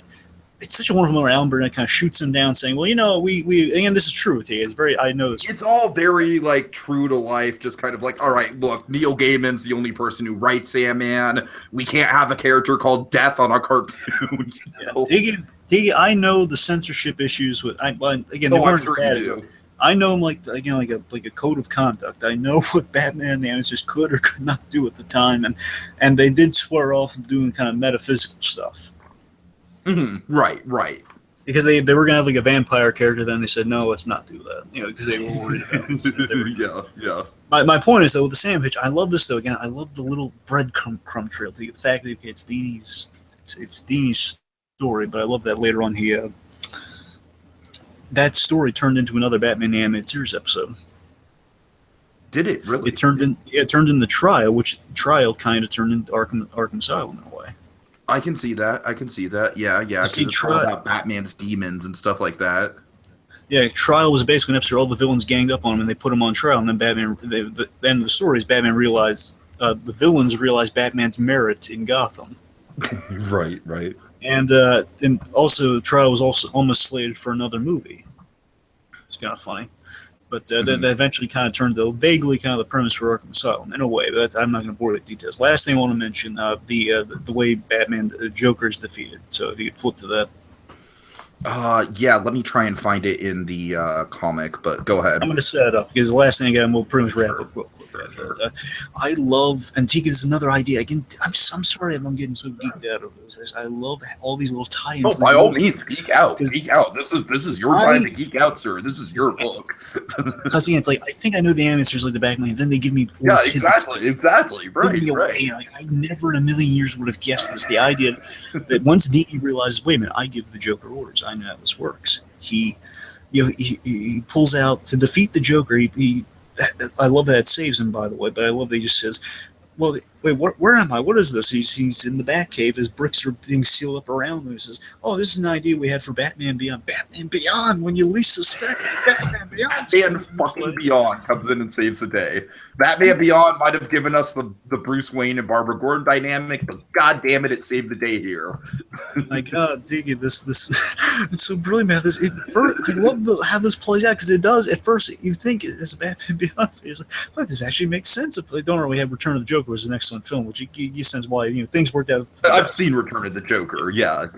Things worked out for the best. The point is, this makes sense as kind of initial idea. Like, well, how would Batman stop the Joker without killing him? Well, he put him in the Batcave. Dragon, ironically enough, that's how the Jeffrey Dean Morgan character gets defeated on The Walking Dead. Is they just fucking lock him up. Eventually, spoiler alert if you haven't read the comics for The Walking Dead, but Anyways, just the idea that okay, so Batman's just gonna bring the Joker up, and just as long as he hears him laughing, he knows Gotham is safe. It's just so sadistic, and I just love Joker like in it's like a storyboard panel saying that's sick. right on cue, right on cue. just saying that's sick and being blown away with the idea, and then the next thing we have the realization that Batman's well, it's a little vindictive even for me. He says, "Oh yeah, we thought that too. That's why he'll eventually figure that out. He'll get out like he always does." And again, I think that's such a brilliant idea. It makes sense. That's the actual flow of logic I would expect from the animated series. They would have an idea like that. And you know what? Yeah, it's a little dark, and it makes all the sense in the world, and I love it. It blew me away. The fact it was like a deleted idea from Batman Beyond that ended up saving the day, and of course, Joker's going to get out at the end. I'm sorry. There was a little moment of like it's like I was let into the loop a little bit there. I think the audience felt like we were in the story room for just a moment there. That's really what that connects. Which is absolutely one of the big strengths of this. I feel is that this is definitely like ironically enough something this stylized is also like one of the best sources we have for like behind the scenes stuff that went on in Batman the Animated Series, just in a very very artistic, creative kind of way, showing off that behind the scenes stuff. Sure. So real quick, let's kind of go through the implications in the future of this. Any ideas this gives you? Like for other stories that could be told using this format? Yeah. Well, let me cue you up for it. Like I think there are other graphic novels on creators or kind of creative periods on like writers and artists would be welcome following this story, don't you think? Yeah, I mean, I'm trying to jog my mind for like specific things that I'd like to see, because I think the unique thing about this book is that it took someone who fans really knew personally, and it definitely like gave them a story that just blew their mind and they never knew, and it kind of gave them an even greater context. So Dragon, I almost feel like it'd have to be something like that. You know what I mean? It'd have to be like some sort of like private trauma that comes to the surface, which for me makes it hard to kind of theorize about what source material we could possibly do with it. Well, you're right, and I think you're right, Tiki. You need kind of like a story that's never been told before to really do something like this. They have the same effect. But let me throw this at you. I mean, first of all, again, you need an excellent story that's worth telling. Again, like this story that again no one ever can imagine. You need just to be just right. What about a George Reeves comic? I would love that, but the ending's too tricky, you know. But that's what I'm saying. I think the ending is kind of what makes it interesting. I mean, I'm on board. I'm on board for it. I'm just saying they might hesitate because of Hollywood land. That's the only reason. Right. My point is like we've had two stories already. They're close, not as effective as this, but they are don't run. They're very good stories in their own right. I haven't finished reading it, but there's like a Stan Lee version. There's a Stan Lee biographical comic. Cool.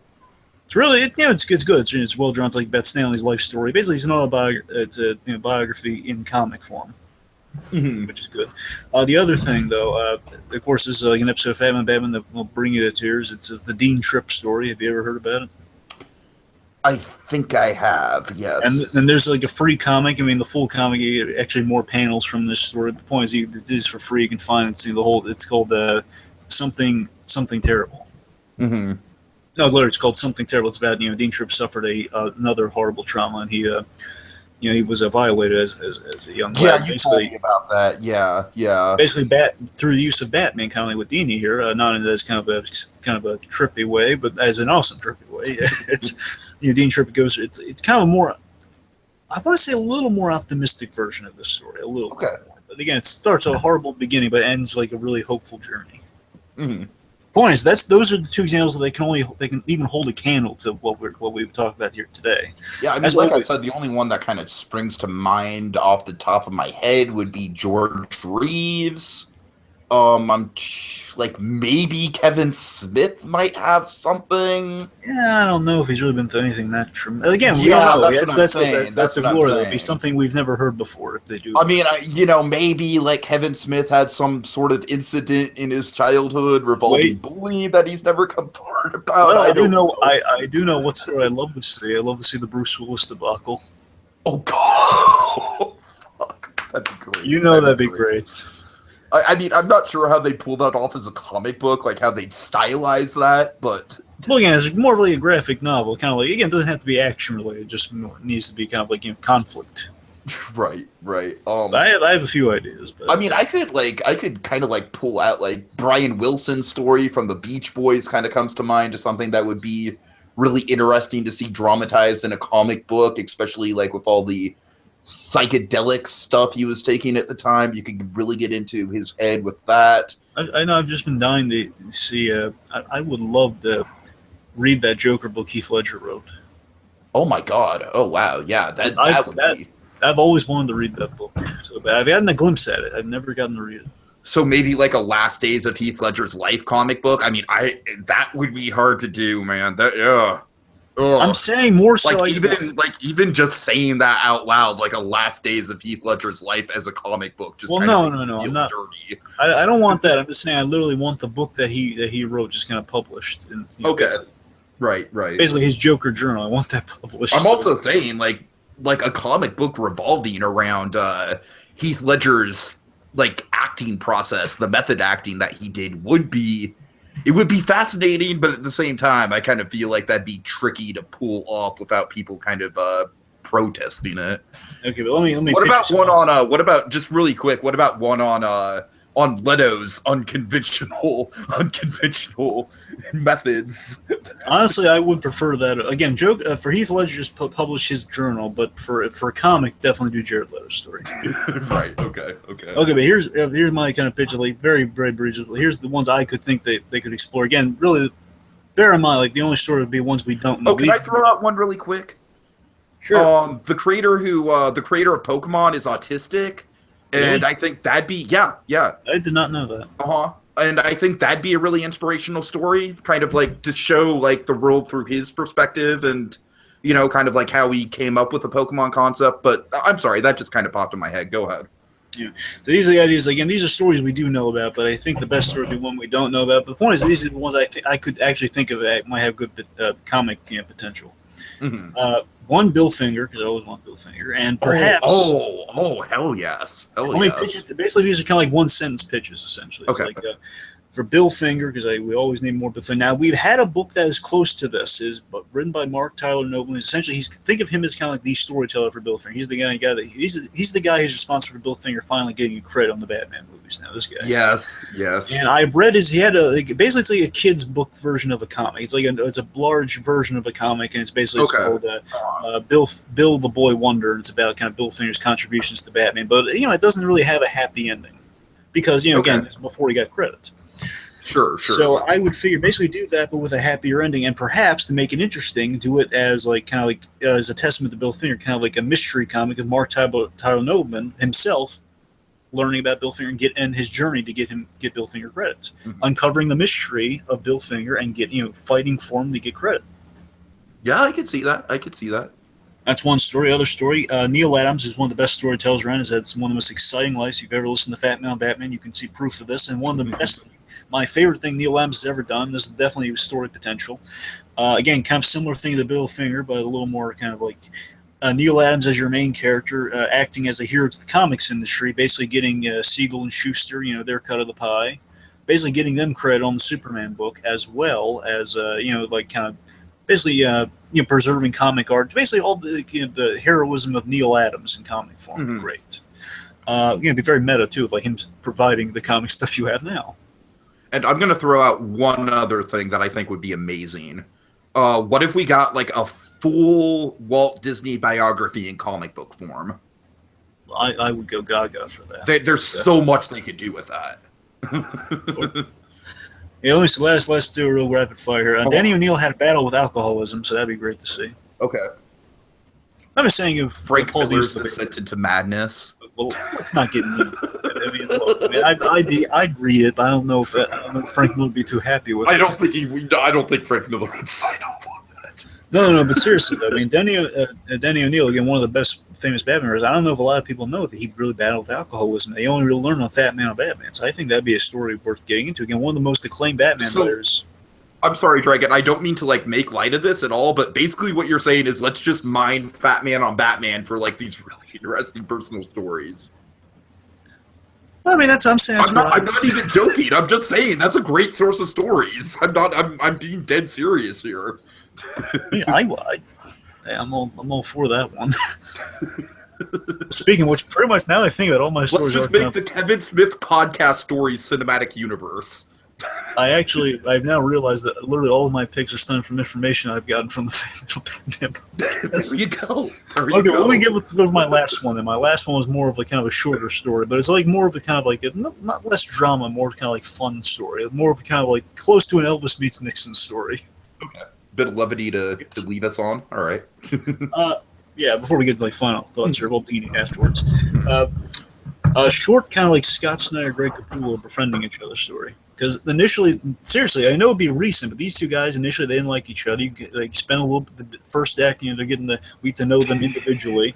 Again, kind of like Elvis and Nixon. I kid you not. Yeah. You see them individually, kind of how they're living up against Snyder. Excellent writer, Capullo, excellent artist with Spawn, and then eventually, they meet each other. They don't get off on a great foot, and then by the third act, they finally get a working rhythm with Court of Owls, and then they become the best of life. I mean, their wives know each other. They're really good friends now.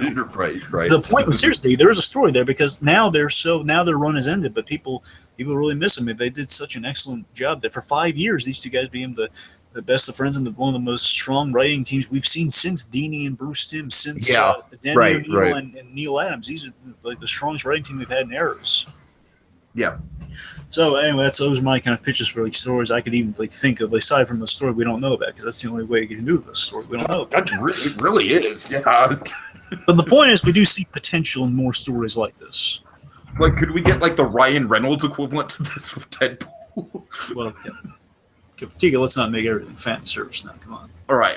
I'm sorry. But seriously though, I think I like the idea of something Paul Dini's mentioned. Like he almost wants to do. Actually, Paul Dini's mentioned he's wanted to do novels on Batman because he wants to do stories that aren't predicated on action, like Bruce Wayne being a detective in everyday life, and basically what the Telltale games are doing now with the video games, essentially. Mm-hmm.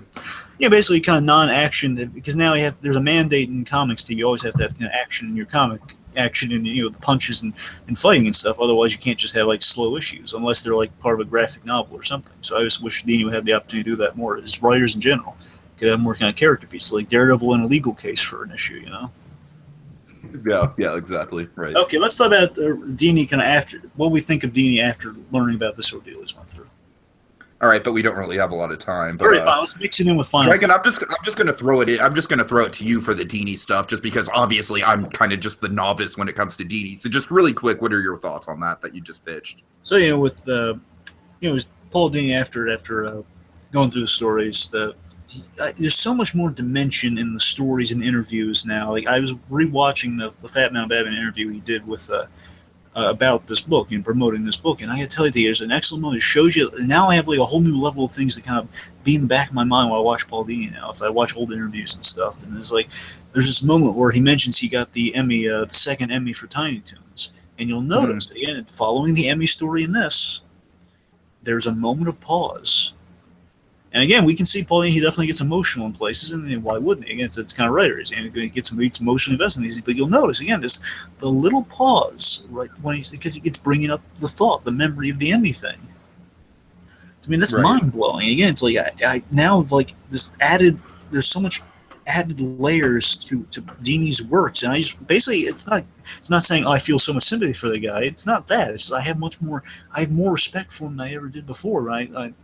I idolized and respected the guy before him, but now I respect him even more just knowing what he's been through. I feel closer to the guy. Yeah, definitely. So final thoughts. Okay, I'll go ahead really quick. Dragon, I remember the first thing you told me about this thing back in the day was it's as good as Watchmen, or it's like the next Watchmen, or how exactly did you phrase it? I said that this book, it's I said this book. It's like for me personally, at the very least, it's another one of the greats. It's a modern one of the greats. You have like of the iconic graphic novels, the ones you want on a shelf. You have Watchmen, you got Dark Knight Returns, you got Sandman, and I put this on there. Yeah, I got to admit, Dragon, like just kind of basically saying like, oh, it's as good as the greatest graphic novel ever written. It's like. I'm saying it's like it's in the same level, just not as. It's a bit of a high bar to to reach for me, and honestly, throughout the course of our conversation, yeah, I mean, there's a lot to dive into. I see where you're getting it. Artistically, this is one of the most unique things I've ever seen, just in terms of like, just, you know, we broke it down thoroughly, just the change in art styles and everything. But I mean, look, I'm not gonna sit here and say that I was as taken by this thing as I was by Watchmen the first time I read it, because, you know, let's face it, the first time I read Watchmen, I mean, come on now, that is just an experience that you can't replicate. But having said that, I will say this is an incredibly unique book. Dragon, I'm sure, obviously, since you have more of a connection to the animated series, it struck you on a deeper level that I just can't get to because I didn't grow up with the animated series. But it's so unique. I love the art. I love the narrative framing devices. I love the use of Batman and how correct me if I'm wrong, Dragon, this is essentially the first Batman graphic novel that's from Vertigo, right? I believe so, yes. So just the use of Batman kind of like out of the regular continuity, just as a symbol, as a metaphorical kind of as a metaphorical kind of symbol more than anything else, really intrigues me. There's so many layers to this thing. It's like a goddamn onion in the best way possible. You know what I mean? Just the Shrek onion metaphor. I know it's silly, but it applies here. There's so many layers to it. There's so many things you can pick apart with it.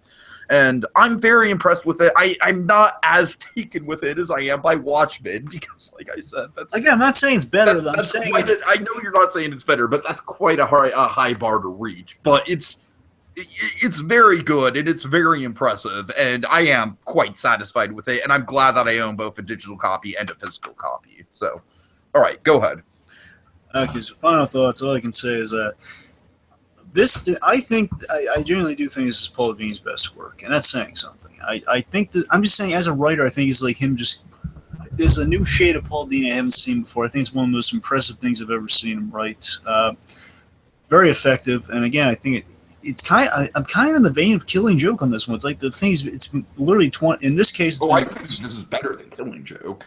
Well, what I mean is, I think like Killing Joke is kind of like the Batman the Animated Series, like the performance those two guys have been waiting 24 years to give. In this case, I think this is Paul literally 23 years to tell this story. When I say it's better than Killing Joke, I mean, of course, I do think that this book is a better book than The Killing Joke, which is high praise, Dragon. That is high praise. That shows you how much I did like it. It's not quite up to Watchmen level, but it's higher than Killing Joke level. So I was referring to the animated film. That's what I was thinking of. No. I'm saying, in my opinion, it's probably a better work than the Killing Joke comic book. Which, like I said, that's high praise right there. You know, so sure.